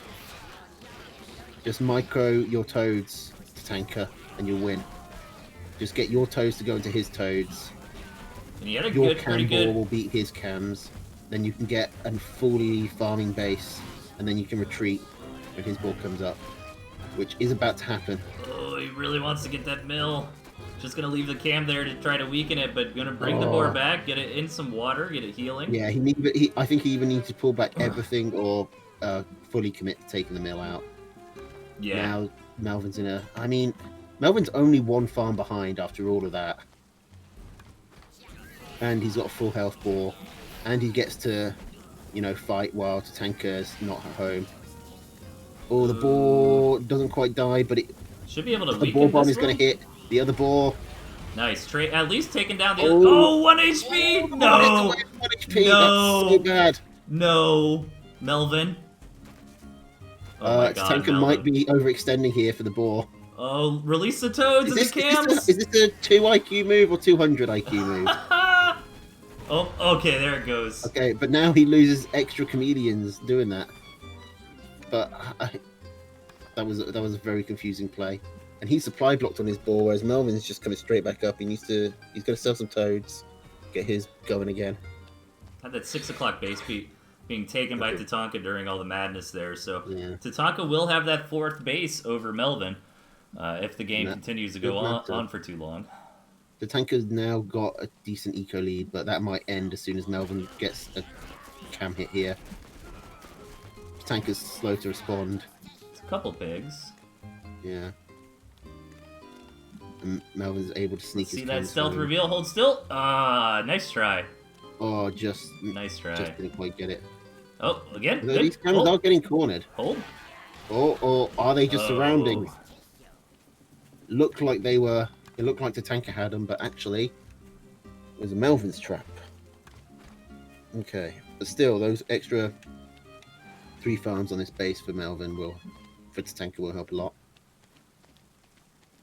Okay, the dust is settling here. We're back in the middle, kind of pushing for position with the toad boar. Tatanka's slightly ahead, but some of that's in mines, which are going to get roasted by the boar. Oh, that boar bomb hits all the cams. Oh, but this one is going to annihilate so many cams too. And the boar's going to get away again. These toads going to make it. Oh, the toads get it. Hero toad. Okay, probably sell the boar at this point. No, gonna sell down both players going for the boar again. They're actually directly even on army. Like, Tatanka has a few mines, but other than that, it's all even. It's 6 toads, 4 cams, and a boar coming out for both of them. Jeez, so much explosions there. So many. It's actually kind of hard to judge how much your opponent actually has, because you know that they've got cams, but if you haven't seen the decloak, right, and if you just see an explosion on a visible chameleon, you might not know. It's really hard to actually commit to like a deep scout too, because there's so much action going on. You go scout to kind of count warrens, and you can get counterattacked while you're out and about. Melvin is now on 9 farms thanks to this campfire. I genuinely could not tell you who's in the lead right now.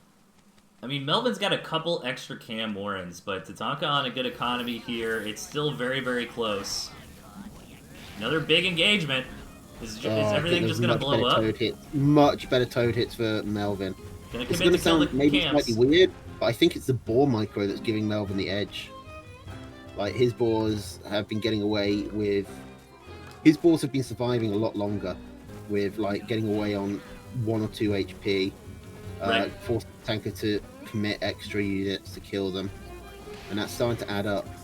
Yeah, like that engagement, everything traded but Melvin's boar, Yeah, Tanker really doesn't have anything that can kill this boar. He's got 1 cam, just slugging away, and it's actually done a decent amount of damage. But that's... I mean, there's still the rest of Melvin's army to deal with. Yeah, Melvin seems like he's cracked through the outer shell of Tatanka here. Still doesn't know about that 6 o'clock base, but the damage has been done. This board will go down. Yeah, the army was even in that fight. It just went way, way better for... Oh, I wonder if Tatanka just sells everything, builds a bunch of toads, kind of holds the door. I mean, Melvin's economy sucks right now, but he does commit to another board here. There's only one way in. He can mine up pretty effectively. Oh, and he does just that. Although, oh, maybe Melvin could put his boar in that low ground and then just get Kai Vision with his commander. Oh, Melvin Tanker looking for another way up. Going for an arty. Oh my gosh. Honestly. Yeah. Dude. There's the arty, but the boar will probably be able to kill but he's it going to supply block the cams if he goes for that. Oh my gosh. I think Melvin will have enough to bust through here. I think going for the cams is greedy because they take so long to build. He probably just needed a bunch of toads to defend here. But he will hold. He can hold out 1 or 2 more, then Melvin Oh my God. Melvin isn't going to starve anytime soon. But he is running low on eco, but there's still another boar to deal with. Can these cams take it? Oh, 2 cams against this board. This is very efficient. And keep in mind, Melvin does have a campfire. He's oh chasing through the fire. God. Okay, that's actually good for Tatanka. 2 cams killed the boar. Is Tatanka still in this? He's got a 4 farm advantage. In the lead. 5 farm advantage because Melvin's only got the 1 farm, but the tempo is so. Man. I can't believe those 2 cams killed that boar. Dead. I don't know who's winning this. The tanker needs to pick off this campfire. Really force Melvin into starvation. Tatanka is doing it here. He's got 4 cams. He's got the toads. He's almost got the confidence to push out of his little bastion and start putting on the damage. Oh! All those cams, good for Melvin there. Actually killing the toads before any of them detonate. I think Tatanka's making a mistake here. You should just go for the campfire. He can easily pick off. Cam v cam. I can't believe he lost that. Like, he got the toad hit, and it was even cams, too. I guess just some better surface area there for Melvin, the way they all kind of shuffled around. Cams needed to move a bit to find files. And that... Melvin! Arty. But the tanker should be going for this campfire anyway. He sees the arty. He sees the arty. He's going to bring toads into it. Are 2 toads enough to do this? No, okay. There's a cell anyway. Oh, losing that cam there hurts. That cam actually, the tanker's cam actually took damage from the mine. Oh my God, another... came up just as the tanker came in. If Melvin wins with this arty, Tatanka doesn't know about the new arty. He doesn't. Oh, and he hasn't seen it. Dude, Melvin's gonna win with that arty. He's Melvin is starving, but he's got these. He's got to sell a cam. Farms, but he needs to sell cams to do it. He found it. And the arty's gonna get picked off. No, the arty gets sold. I can't believe he got the busted. Campfire goes down, but it was fully empty anyway. But Tatanka's now nearly out of farms himself. He's actually running into starvation problems of his own. Tatanka's got nothing left. The toads clearly aren't getting work done anymore. I think that he should just commit to the cams. Yeah, I agree. Oh my gosh. Okay. 4 cams against 2 is a big difference. Trying to get these mines up. And there's not really enough cams for the... There's not enough cams or toads for the toads to be really getting much value. Yeah, toads aren't that great in really small numbers like this against beefy units. And they're not, especially against small numbers of big beefy units. And Melvin, even utilizing that water healing there, trying to get as much value out of all these units as possible. Only 1 cam for Tatanka. This is the part of the game where Melvin's experience really comes into it. This is one of the craziest matches, man. Yeah. This is a hell of a start. I kind of worried that the next games won't be able to live up to this, but we'll see. Okay, Tatanka has bought enough time. He's got 2 cams and 3 toads, but 4 cams here. Melvin knows that's a choke point, and maybe a lot of splash damage would really hurt all these cams. So Melvin knows this is coming down. It's Tatanka who needs to push out, because Melvin can just take 1 farm at a time, and he can actually win the starvation game. Yeah, Tatanka's only on 2 farms. Oh, the hits! Oh, okay. Only one cam went down, but the other ones would have got injured. Yeah, I think Tatanka can, and Tatanka's lost 3 toads there. with the Oh, reveal but the though. cams, his cams have to take extra few steps because they're moving into the choke point, and that gives Tatanka a huge lead. Now he can go pick off his farm if he hurries, but he's not. He's going for a scout. I think he's got to sell those toads. Yeah, he needs to sell the toads. He needs He to should sell have the sold toads, get a while into ago, more but- cams, and probably blow up this cabin over here and grab that campfire. Oh, that campfire. I was thinking this campfire next to his base. Oh yeah, of course. Because Yeah, then you can that just, would be like, that's the same even choke easier. point. Yeah, I agree. That would definitely be better. I didn't even see that one. Okay, there's only one cam for Melvin. He has to sell. Like, the cams should win this fight for Tatanka.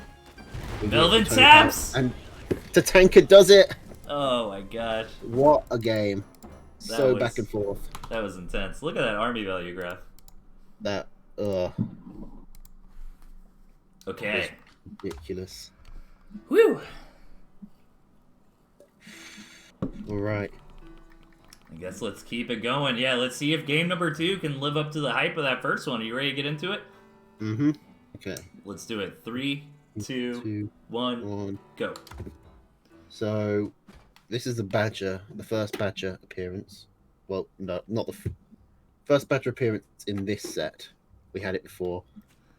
This looks very... Oh, this is... Oh, man, I hang on, false start. You're watching a different game than I am. Yeah, I loaded it. I goofed. Here, exit out. Yeah. Alright, let me know when you're ready. I was gonna say, this looks really familiar. Just got to get through all of them. Yeah. Well, I looked at your stream and I was like, that's a snow map.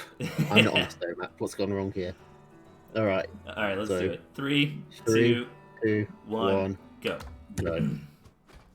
Alright, spawning in the bottom, we've got Tatanka up a match, winning that crazy game. The opponent up top, the boss, Melvin Fro, and our championship runner-up. So Badger this time around, but again, we got reasonable rush distances here. I mean, this might be just a Lizard Toad match. Maybe we'll see some other units, but I'm skeptical.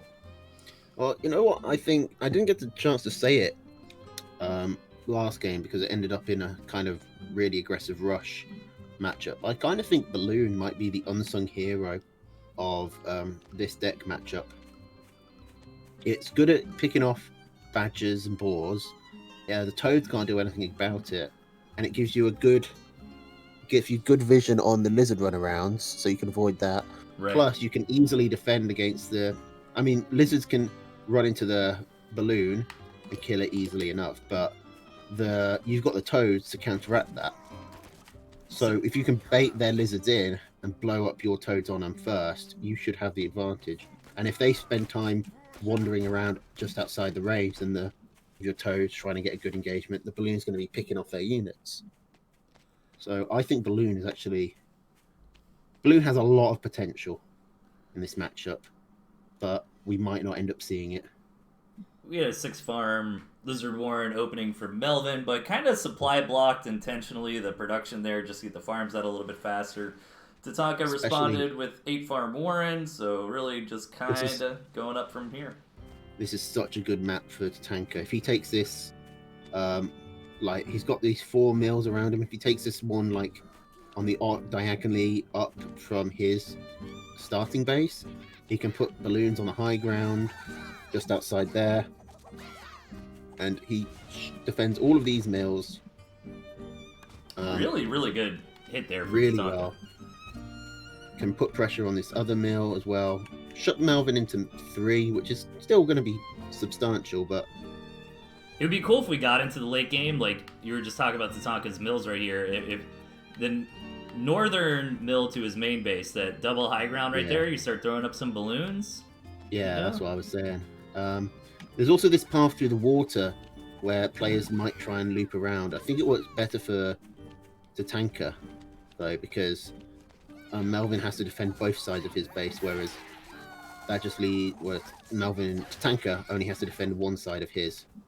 Really good Still toad control there from Tatanka, but some spawning toads cleaning up from Melvin.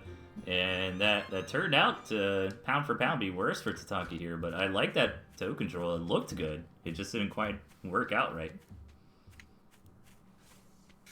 Melvin counterattacking though. How's this gonna work? Tanker's gonna lose a fight. Does he get the sell there? I don't think he sold it. I'm watching the replay on my screen. No, he didn't sell it. I didn't see the plus 60 food. Still 60 food, but I mean, Tanker took a much better army engagement there, an army trade. So, I think still worth, even if you lose the farm. Melvin coming in again. Melvin ran his lizards straight in. They got surrounded by Tatanka's lizards, plus the toads got better connections. I do hope we see someone go up to a unit other than lizard and toad. It is kind of hard to in this sort of matchup, though. You get kind of stuck in tier 1 chicken, you know? Yeah, because what a small amount of tier 1 difference can make such a big change, and you need a lot of wiggle room to slam down a tier 3. Normally, you can use things like skunks to mitigate that difference, but when you're talking about lizard toad and how swingy these units are, I mean, just anything. But your wish is granted because both players threw down the boar warrens about simultaneously here. Tatanka does get the scout. Let's see if Melvin can get in and get the scout as well. Should get it? Yeah, there it is. Okay. Just about. So, when the dust settles, pretty even game at the moment. Ooh, Tatanka again. Badger for both as well. Man, parallel thoughts from these players here. Throwing down the boar warrens and the badger warrens at like the same time. And Melvin's got his toads off to this right-hand side of his mill, so that Tatanka can't just bring the lizards around and pick it off easily. Oh, that's really smart. That does mean Tatanka could bring his lizards around the other side and get a good trade, because the toads are going to take time to move over. Alright, your wish might be granted this game with Tatanka building balloons. I can't say I really like the position of this first one, but it's defensive. It's a bit far back for my taste, but... Melvin, though, full 3-base saturation. I don't like putting defenses behind the mills instead of the other way around, but I also have a tendency to put my defenses way too far forward, lose them into an attack, and then completely get snowballed from there. So Tatanka really needs a scout this third base. Like, he does not know how far ahead Melvin is in economy. And Tatanka does have the second badger on the way, but if we're gonna get into a little bit of a stalematey game like this, and Melvin actually gonna be the one to get these balloons up here in this really good position and start to block out additional bases from Tatanka. Big engagement coming in though. Jeez. Need to get those lizards on the balloon. See how quickly the balloon, like how much did the balloon take off that boar there? Oh yeah, it was monumental there. Especially since all the tier 1 were gone by the time the balloon was ready to start shooting. So it just targeted the boar and finished it off. So really good engagement. Everything's looking good for Melvin. He's got the better economy. He took a better fight. Let's see if Tatanka can figure it out. Tatanka sells his balloon. He's going... The second badger is about to come up. It doesn't look like Melvin's about to attack until he gets his own tier 3 up. And there's a lot of units here that are very snowbally. The badger and the boars, all, you know, they go... Once they get on the front foot, they can sort of sweep the game from there. So it won't write off Tatanka yet. 3 badgers on the way. One good fight. Also, I saw Tatanka there. He did come all the way down this narrow passageway at the back into this water. So he knows that there's a way there. He might be trying to plan something. I don't think he can really go for a base race at this point, but he knows that there's a way out. So Tatanka's got the more threatening army at the moment with these badgers here. Gonna start picking in with these 3 balloons. Gonna fight under these balloons here. Oh my gosh. Good separation, but he's bringing his badgers way too far forward. The badger needed to be by the boar. These balloons do so much work. Yeah, the balloons do so much work again. Melvin has a badger on the way. Tatanka does not. Tatanka's completely supply blocked. This is looking really bad for Tatanka now. And that farm deficit is only getting bigger. Yeah, again, man, Tatanka just had no idea that Melvin had the full saturation, but I mean, actually, it has shrunk since fallowing, but that's Right. gonna even up. But even if Tatanka did know, I mean, these 4 farms on the third base are pretty exposed to try to take those very, very close to the front lines. And I think this Yeah. came down to what you're talking about at the start of the game where you're theorizing about the balloons. And Melvin was Yeah. really the one that made the play to get this area with the balloons. And from there, Yeah, it's just... balloons are definitely the sleeper hit in this matchup because they just shred through tier 3. If you can get a balloon wall up, and each balloon makes it more likely you'll get the next balloon. Right. So, Yeah, they start getting exponentially stronger. yeah. I mean, now Tanker's losing 3 units and all of these pokes. He's going to get shredded as soon as he goes in. Third he's gonna lose batter basically finally 60 here. food as soon as he pushes in. Yeah, you just can't fight under all those balloons. It's just not going to happen. I mean, you got to try. Look how quickly that ball went down. Plus, Melvin has the rev, even though he has fewer badges, his badges were revved up, which makes such a huge difference. That should be game there. We should see a This is tap gonna from be Tatanka. game There it 2. is. So Tatanka has 1 more life yet left. Melvin still has 2. Yeah, it really came down to the balloons, in my opinion, there. Because, it was 2 things. It was the balloons and the map control that gave Melvin, but also that Tatanka never knew how far behind they were in economy, but that was back because of the balloons. Like, once Melvin... Yeah, there wasn't much he could do about being that far behind in eco. Right. But he didn't even get to map. know after Melvin got the map advantage with the balloons there. He could never get in and scout. Yeah, I think there was some... When Tatanka had the multiple badges the first time, he had a good opportunity to push in, like that was his moment. But he took his badges he put his badges on the wrong side of the mill so that they were isolated rather than splitting the DPS with the boar. And that's really why you want the boar to pair up with your badges. It's just because the boar is so effective at tanking.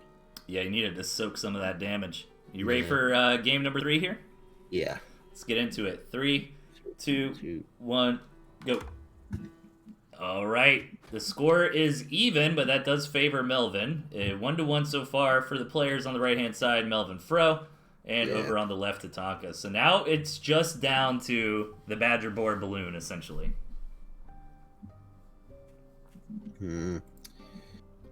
Squirrels, though, coming in. Mills all over the place, so we could see some crazy this is a positioning with weird balloons. map. It is, and it's kind of Very Tatanka oddly favored. spaced mills. That's what we need here. We need Tatanka to win so we can go to that crazy game 4. Is it Tatanka? I guess. I guess there's some awkward ramping. Like, I like this natural, but I feel like Tatanka will have an easier time getting to this like mid-high ground, kind of where his commander just burrowed. And if you control this area, you get some balloons on this double high Tatanka's the blue ground. one, right? Yeah. I mean, Tatanka's got to go all the way round past these cliffs and trees to get to that mill in the middle. That is true. So He does Melvin have just some has to walk in a awkward straight line. ramping here, so maybe that will affect things. But Like, this looks very Melvin favored to me, just because of like how awkward these cliffs and trees make it for Tatanka to move around. His reinforcement path is going to be ridiculously long. yeah, this is the ramping in the trees are really awkward for Tatanka. I guess it's going to come down to whoever can control this like center mill in between the 2 mills that the players just got now, you know? But the mill is on Melvin's side of the tree line. Right. Which I think means he's definitely favored to keep it. Yeah, that is true. That is a good point. I think at first glance this looks better for Tatanka, but once you factor in a lot of the awkward ramping and stuff. As the crow flies, that mill is closer to Tatanka, but in real terms, it's not. Right. He's got to go back on himself to get there. So kind of a gentleman's agreement here in the early game, just going to go up to full 2 base saturation here. Mm-hmm. And then it's going to be interesting whether we go for... Who's going to go for a quick tier 3? This is a good map to hold out against squirrels for Tatanka because there's like tiny choke points on both sides. Yeah. Which means but I think if Tatanka relies on... I think if Tatanka's relying on turtling on these 2 bases, he's just going to lose. Like, he's got to get out, and he's got to get some of this real estate here in the center. Well, he doesn't need to turtle, but he could consider going for just a. He can under supply on squirrels to get a tier 3 out faster. And this actually might Ooh. be a quick game Melvin. because Melvin, with the greedy boar, Tatanka railing down the squirrels, though, doesn't scout the boar. Tatanka doesn't scout it. Okay, so will Tatanka just do a squirrel push and roll over? Going for his own boar, it looks like. So this is really Melvin favored now. I was hoping Tatanka would just roll down on the squirrels and go, but you know, Melvin's got the badger on the way as well. He's gonna have a faster boar. Tatanka's not gonna have enough of a squirrel lead to really get in there and get damage done. Well, he might. He's gonna try. Right now, it's 12 against 5. But with the defender's advantage, with the pigs, I think Melvin's okay. Tatanka getting into that badger. So Tatanka's actually gonna try to be like the linear guy from 9 to 12 here, rather than going for the center area. And I think, again, because the points you were making about this weird ramping.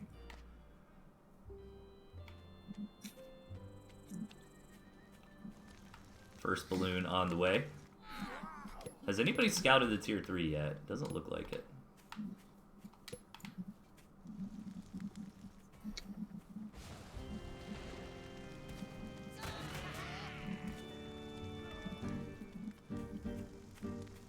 Alright, Tatanka grabbing some 12 o'clock farms, and we're in a little bit of an arms race here. Yeah, multiple badges coming out for Tatanka again, but it didn't help him last time. The balloon this time won't be able to do too much because it's just squirrels. This is a strong push coming out from Melvin. A lot of squirrels to back up this boar. As well. Tatanka's got his boar out now, but it still needs to get to the front line. Plus, Melvin just has a higher squirrel count. Yeah, by the time Tatanka's boar gets to the front, gets into the fight, all these squirrels are dead. But there's a very nice boar bomb. Damn, that boar bomb taking out 2 warrens, couple pigs. I don't know if all of that was from the bomb. The pigs were already dead. Yeah, yeah, that makes sense. But we got the Tatanka's badger still ahead. here. This ninja base, which isn't really a ninja base, paying for itself. Okay, badger micro should go. Well, no, it's going to go to Melvin because he has more squirrels to support it, like by a huge amount. Yeah, Tatanka losing those squirrel warrens to the bomb. He really needs to get some more fodder here, but no, just going to invest in more. He's going to go for more badgers. badges. I don't think that's the right play. Get there, city. Just don't attack for a minute and a half, Melvin. Just chill out. Now this balloon is able to shoot at this pig when it's in the right position at least. No. Don't tell me how to do my job. I could farm wherever I want. Blam. Oh, you're supposed to move over. Well, if this pig can just heal up to above a certain amount of health before it moves back into the corner. Oh, no. Dude, 4 badgers. I want to believe. Oh, but now this boar is just going to single-handedly roast this mill alive. Yeah. Melvin has the balloon wall up. Ugh. Melvin with a really solid build order this match. Nice punch attack earlier on. To, like, go the other way around, but that just opens him up to a base race. He's trying to do it anyway. Yeah, he's got to figure out something here. Tatanka gonna grab that mill.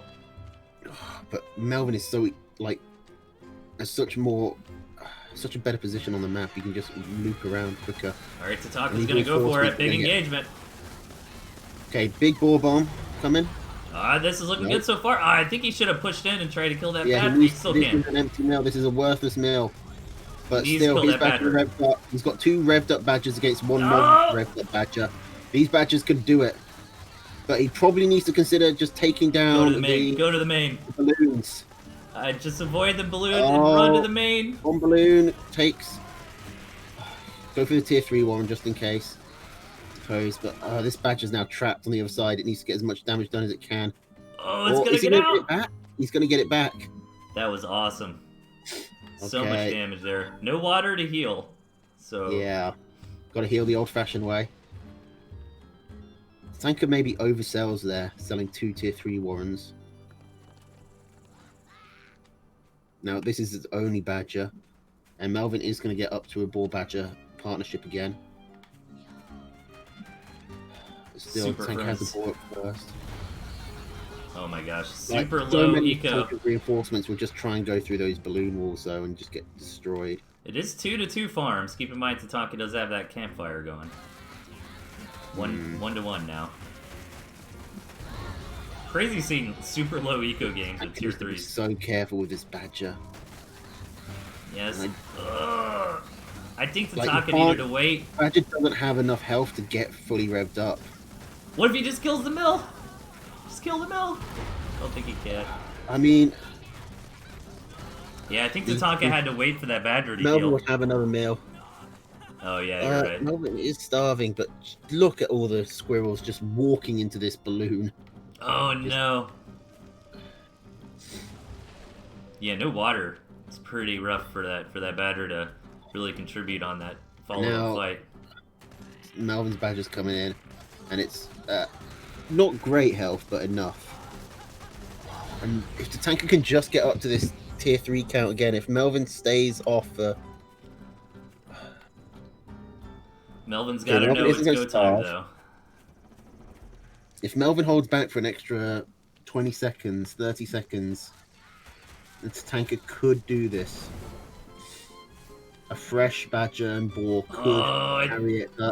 Melvin's just going to go straight for the Warrens. Boar's not going to go. It's so close. It was very close. That was such a bad map for Tatanka. Yeah. Position. Yeah, I feel bad for him. Those ramps were super awkward for sure. It's a nice try from Tatanka there. Yeah, but RMG's favored Melvin. All right, so we've got one more match for the spring single here. We've got Araloo versus Melvin coming up next. Okay, so I want to ask here. Araloo, for me, I've only got 3 Araloo games. Does that mean that he only has 1 life, or am I just missing something? So Araloo should be on 2 lives. And Melvin, maybe just incorrect spoiler replays. But you get 2 lives. It's always 2 versus 3 on the extra stage. Right. Okay. So yeah. Do you have 4 Araloo games? No, I only have 3. Have I given away something? But... Yeah, you bringing that up, it make it a lot more obvious. Thanks, Tosh, but no. Well, sorry. It's all right. No, I think Gent just made a mistake with the dummy replays there. Well, maybe it's because Araloo wins all 3 times. Who knows? Yeah. Well, actually, we do have a 4th Araloo replay. It's just sitting in a folder somewhere for when we need it. Oh. Yeah. Okay. Yeah, that's what we'll tell the chat. I'll send. Oh no, Gentleman is sending the 4th replay. Yeah. Wait, there is actually a missing replay. Maybe Gent is just No, there's no Tosh. There's a missing replay. Let's leave it there. Okay. Let's see if Gent he'll send it. Okay, he's gonna send us the last one. So we are missing 1 game. For this, we'll get that in our list here shortly. Does that mean we're actually going to get to game 4?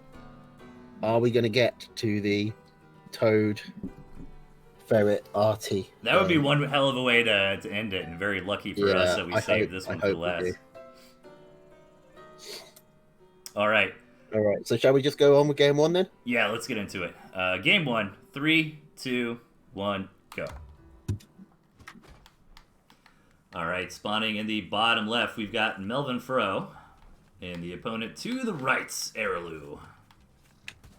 Okay, so Toad, Ferret, Cam, Boar, mine, Artie. So last time we saw this, it really mostly came down to like the Toad, Cam, Boar, a little bit of mines here and there. Huge map though. And yeah, it's a big one. Not great Artie position for either player. Araloo has 3 bases, even though it doesn't look like it, thanks to this base being cut off from this base at the bottom, like south of his main, is actually walled off from Melvin, despite being so close to it. Yeah. So I think it's possibly an Araloo favored map, maybe a even map. Yeah, I it's guess tough to ferrets could tell. shoot Like, over there. each player has a pretty reasonable natural. That this southwestern from Airlu base seems like an okay third for Airlu, and maybe it's easier for Melvin to get those like 2 bases in the north. Yeah, But there's 2 naturals, and then there's this weird pair of mills up at the top. I think That these 2 top mills are going to be the most important because this yeah, this someone third could hold on base to those. from Airlu is really vulnerable to like ferrets or even a cannon that you build to knock that out. So quick cams for Airlu, quick second base for both players. Not a lot to say just quite yet. Gentleman did send the missing replay. So I will get that loaded up. As this game is progressing. Should be in there now. I think that's it. Yeah, that one's it. Hopefully that's worked. Yeah, that should be good. Nice. I'm always worse at uploading single file ones rather than a zip. So far, Okay. pretty even. Yeah, Cams no on the one way for doing both anything sides. so far, and we both see again both players going for cams pretty early because they're the best straight up combat unit that they've got. Although I guess at 12 farms you can't really call it early, but go for cams first. Airlu looking for a little bit of harassment here. And actually gonna get a pig. Melvin's not at home to contest this. Aralu is better with chameleons than Melvin is. Aralu is one of the chameleon aficionados. Yeah, I think Melvin is kind of defined by... Oh, catches that cam. But although it takes a couple of toads with it, so... Right. Yeah. Yeah, I think Melvin's iconic unit is the snake, which conveniently is not in any of these decks. Really? That's not what Well, that's not really what I associate with Melvin. No? I don't really have a unit I associate with Melvin. It's more the play style of being like really fast, saturated 2 base play. He uses Badger a lot. I suppose that would be the closest I've got to a Melvin unit. But even then, I don't really consider it his signature the same way I would with Jacoby. Let's say. All right, let's see what is going to come up next here.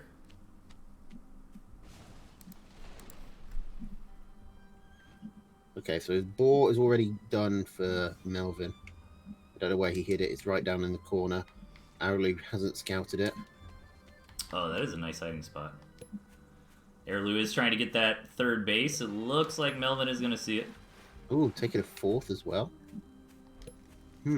Is he going for a base race, or does he just want to be prepared? Well, he's going to be happy he took that 4th now because these cams are to come in and knock this base out.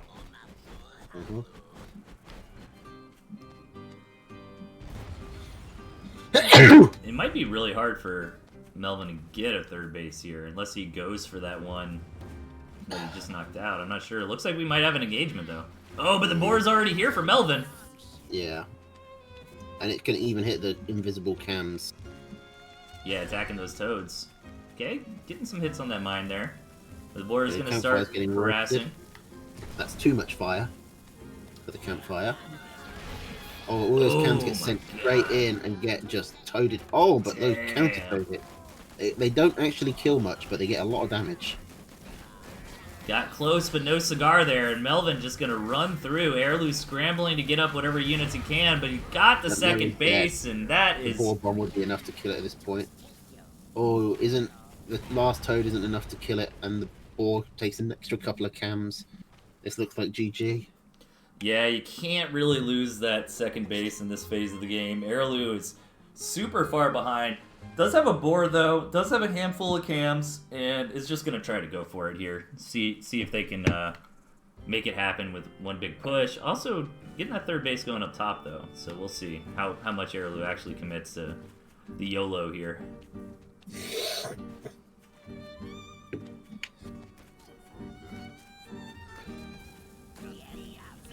Airlu pushing in just with the boar. At first, that bomb gets a ton of damage, and now all the cams are here. Melvin. Now, Aralu's cams can come in, and they'll have such a big advantage. Yeah, Melvin's cams have no HP. They're going to go down immediately. Airlu coming in to get the win. Melvin has the reinforcements. The boar's almost here. And the pigs. You can't underestimate the pigs. Airlu should have just returned the favor or got that natural, but was looking... I don't know if he could have. That's the thing. He spent a lot of time attacking the Wardens there with those cams. I think he was looking for the kill. Well, I think he was looking for if he could get... Like, if he gets a mill, the Melvin's army still comes up and then just overruns him. If he gets the Warrens, then that gives him an extra minute or two while Melvin rebuilds. Yeah, that's true. Take his cams back, heal them up, then send them in. Maybe I'm overestimating how fast cams can kill mills, but 6 or 8 cams can put out a lot of damage really quick. Melvin with the big toad hits. Yeah, that was really nice. Yeah, this is GG. Aralu is still building his own boar. I just don't know what it's going to do at this point. Okay, let's see if Airlu can make it happen here. But yeah, this is basically over. Yeah. I think that last big attack was Airlu's chance, and it looked like it was going to happen. I mean, the boar bomb really softened up all the cams. I mean, that was pretty smart. Send the boar in first, let it blow up, and then send in the cams. Yeah. If the cams had actually died, like if there were a couple of toads there to help out, or if he just had an extra couple of cams himself, like Aralu was really close from just taking the win there. Pulled the board back a bit, but it doesn't really matter at this point. There should have a tap coming in now. There it is. Nice. Okay, Airlu 1 life. But this is it. This is where Airlu wins 3 games in a row. Yep, takes us to that precious game 4, which actually I'm just going to do a quick test to make sure that actually works. And I've got it. Where is it? Oh, it's got like underscores, so it's at the bottom of my list, unless you renamed yours. No, I don't think it's actually transferred over. Unless I'm just missing it. Look at the very bottom of your replay list. Did it show up there? No, at the very bottom of my list, game gets Zootopia. I'm going to quickly redo that.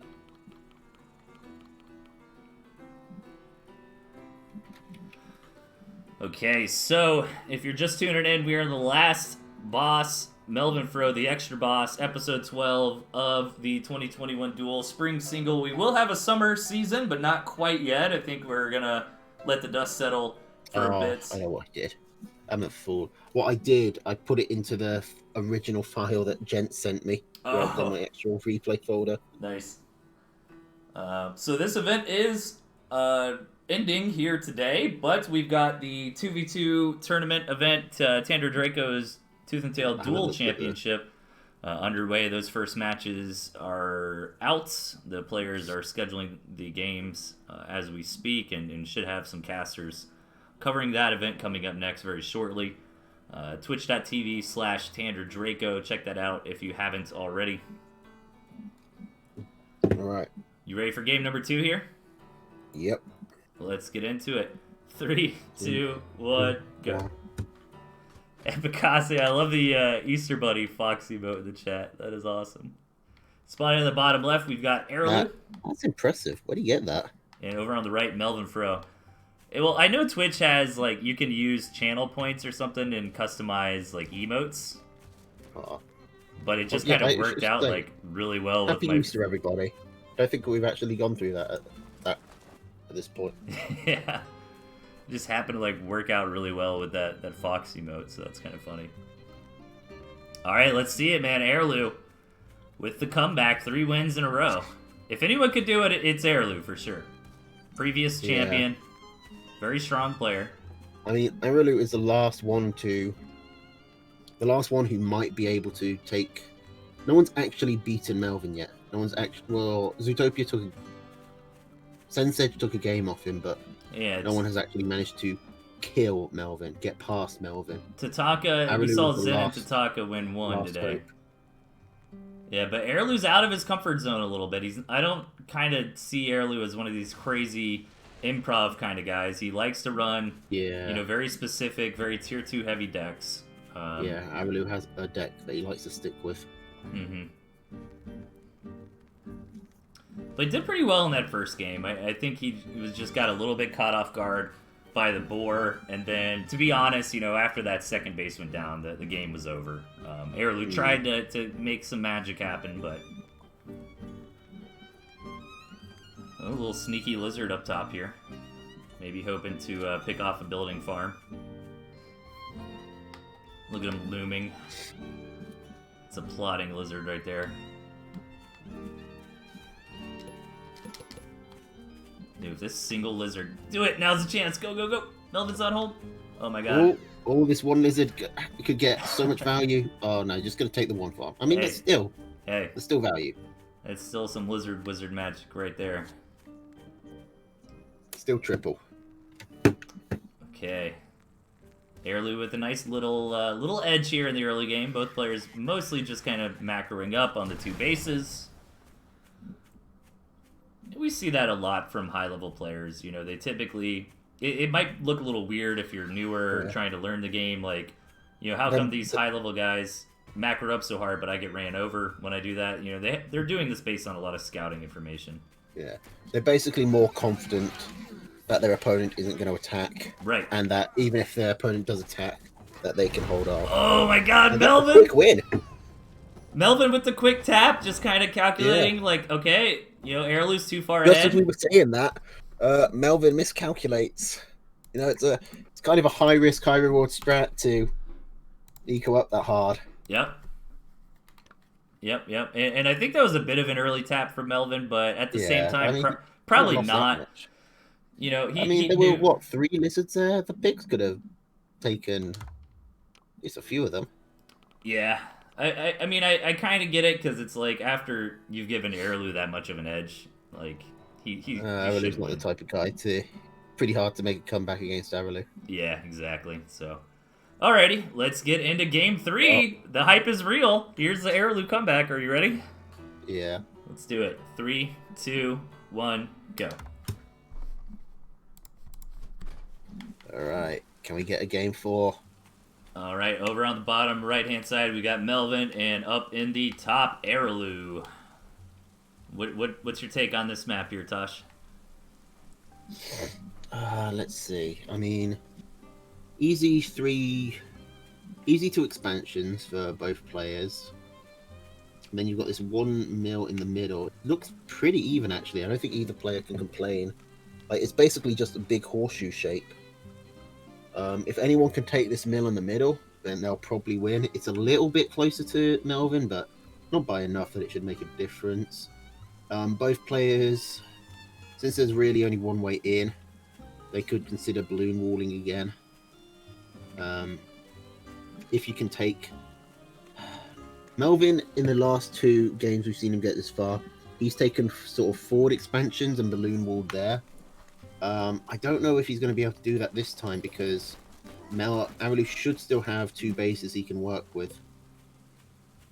And that might be enough to give him enough, sort of critical mass of economy where he can build up, and he can build up to a point where he can break through. Yeah, this looks like a very fair map. Maybe slightly Melvin favored, but we might get into a crazy balloon wall scenario where that middle low ground mill, no one can really take it, and then they're kind of fighting like to inch towards it. I don't know. We'll see. Yeah, there is something that Melvin does have, is the water is closer to his side. Right. And we've seen that be relevant. Oh, that's actually a huge point. That could be huge. That makes me actually favor Melvin quite a bit on this map. Yeah, that actually bumps it up quite a bit for Melvin. Because Arelu has no way to heal up his Badger. Not unless Melvin... Arelu can only heal by holding the middle of the map. And like basically holding right in front of this mill that Melvin's going to be trying to expand onto. Both players shooting up on economy here. I think the early game is a little Melvin favor, but not really enough to even say. No, I guess it's pretty exactly even at this point. Arelu thinking about trying something there, but just goes home. So yeah, this is kind of what we expect on this stage, where it's going to be mostly boar badger. So the players are kind of handshake agreement, get up to that 8 farm saturation on the natural, and then from here, this is where things get dicey though, because it's like this is where you expect to throw down a tier 3, but you could also just spam out squirrels and attack. Do you go for the squirrels to push in on their tier 3? Do you try and build defenses up so get your tier 3 out later? Do you just go for the tier 3 yourself? Melvin's made his decision. He's going for the boar. And Araloo going for the boar as well. I'm surprised neither player's going for the badger first, honestly. Try and counter the boar from their opponent. Right. So yeah. I think boar's like the expected choice because it's better against mass squirrel. Mm-hmm. But if you expect that, then I think it's better to go badger, because then you can stay even on squirrels and get a better trade with the badger going when you kill the boar. Neither player actually able to scout the boars, and there's Araloo with the badger coming in, third base from both sides, badger as well for Melvin, so really identical so far. The timings are very close. I'd be curious to know if either player really practiced these matchups. Like, maybe once Araloo knew that he had to fight against Melvin, he would have hopped into unranked with someone and played a few games with these decks. Maybe try them out. Yeah, perhaps. And we don't really know the order in which Melvin actually played these games, but, you know, Melvin's got not only the advantage of you got to beat him in extra time, but the advantage of, like you were just saying, you know, Melvin has played this before. You know, he's fought other contenders who've made it to stage 7, so... Interesting that everyone seems to be going for the same sort of build order, where they go boar first, then badger. Here come the balloons from Melvin to defend this third. So I wonder if that's a little bit of a signal that Melvin's not planning on moving out. Araloo gonna see that, kind of be happy about it, I guess, in a weird way, because it looks like Araloo is trying to shoot up on the badger count. Yeah. But I mean, worried about the water. Araloo might be fine with Melvin going for a balloon war here. Tries to get that settled, no dice. He can get his tier 3s up uncontested. And he doesn't have to spend the same money on balloons, so he can just put that straight into army. Right. You know, you're going to build 3 balloons, I can take that same money and build a tier 3. I think the key for the balloons is to get a double boar, so you've got some, like, serious tanking. Oh my god. The squirrels die so quickly.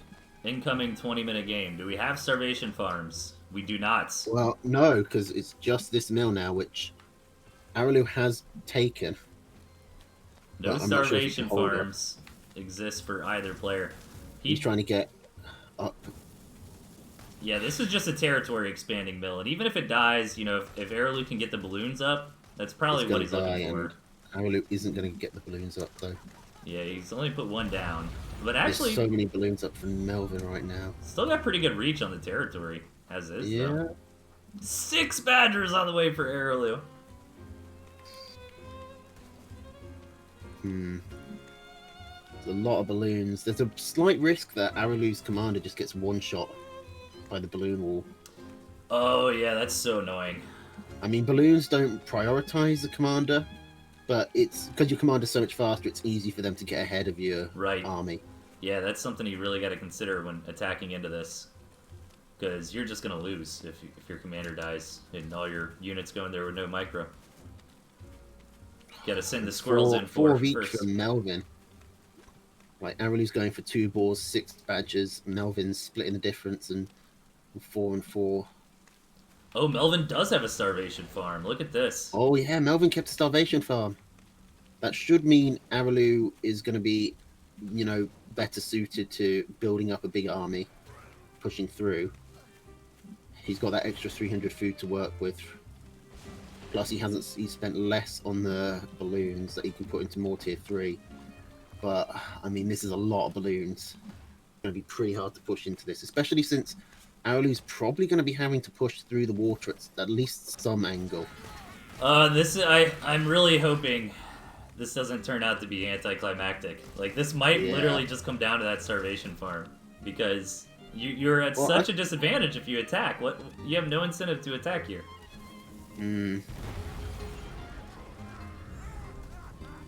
No one can scout the other. There's only one way in. Yeah, you're not getting past this. I mean, Araloo could take that mill, throw down a farm, and reset the starvation. Araloo's coming in. The commander HP! Commander dead! Oh, his commander goes down! That's exactly what I was afraid of. And look how they're slaughtering these children here.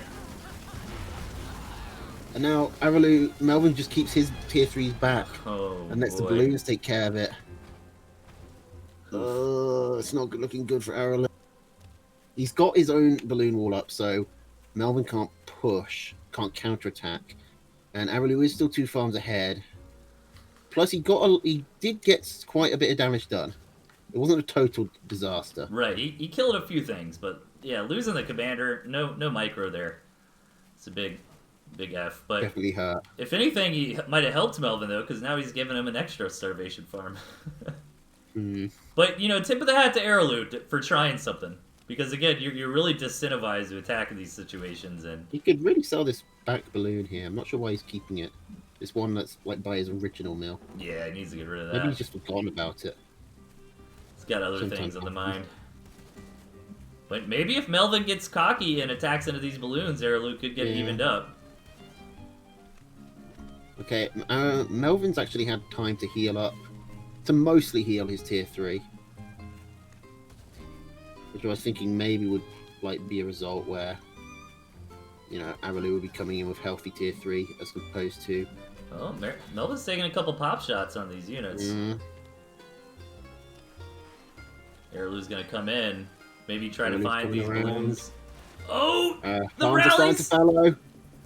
Oh, that was the balloon's getting a lot of shots. If Araloo just keeps forcing Melvin to move around, big brain play. Yeah. Because Melvin has to move his units. Melvin has to, otherwise the balloons just get killed. Right, and then he's just going to take damage every time he moves back and forth. He's got to ring around Erosium.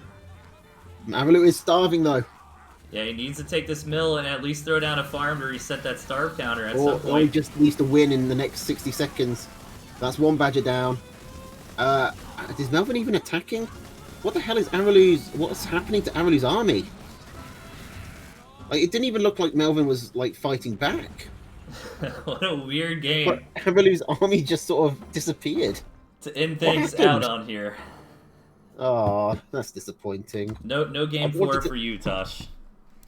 Wanted to see the Toad RT Barrett game. I wanted to see how that would work. Well, so Melvin that is it. Manages to be an impassable wall. Yeah, I guess we could take a look at the standings now. Yeah, Melvin Fro, #1 place. So he's our current champion of the spring singles so far, but these tournaments are kind of working towards the winter tournament. You're kind of making score points for a later season in the year. Is that how it works? Yeah, you play in the summer and the fall, and the winter is the big one that you qualify into based on your score. So... Zen is the #1 challenger at 4th place. Thank you, gentlemen. So that makes sense. That is it, everybody. Thank you all for tuning in. It's been a pleasure. What else we got going on? The Tooth and Tail Duel Championship is underway. 2v2 matches. So take a look on Tander Draco. I'll probably end up casting that. Tosh, you might end up casting some of that. I'm not sure. Yeah, probably. Yeah, I'm playing in it with Lego Man on. I forget what name we set it on. I think it was Big Man 96 or something. Nice. I forget exactly. But yeah, we've got to start organizing those. Yeah, here are the standings right now. I'm surprised I'm only 12th. I thought it'd be worse. I think you had some of the coolest games though. You had some of the most memorable definitely. games. I think I put on a show at the very least. Yeah, for sure. So yeah, some maybe unexpected names. I didn't expect Horus to do as well as he did. Night Slayer surprised me as well, getting all the way to the end. Yeah, Lilith. The first one to get to Melvin. Lilith in 10th spot. Sensage was definitely the biggest upset as far as challenges go. and Epicosity, I think the biggest upset for bosses. I think most people expected Melvin and Meek to, be absolute powerhouses. Right. But Sensej beating out Arulu. Like, Sensej was the only person, I think. Was he the only one who managed to take a game off Melvin? Or did Arulu Tataka manage also it? did. Arulu and Tatanka did manage it as well. Whoops, Yeah. my bad. Yeah, Tataka won that really crazy, awesome game that came down to it. Looks like Epicossi had the best win rate out of any boss. Barely, though. 74%. Very cool. Awesome. And this website has been such a valuable tool as a caster as this well. is actually a really cool website. Yeah, really Very good job. easy to use. Sweet. It just looks nice. All right, everybody. Well, that is it. I guess it's time to wrap it up. Tosh, any final thoughts? Happy Easter, and I'll see you tomorrow for the Pocketbot Cup. Right on. Well, happy Easter, everybody. Enjoy the rest of your weekend. Check out Tosh's stream tomorrow for the Pocketbot Cup. Check out Tanner Draco's 2v2 tournaments, and we will catch y'all next time. Take care, everybody. Toodles.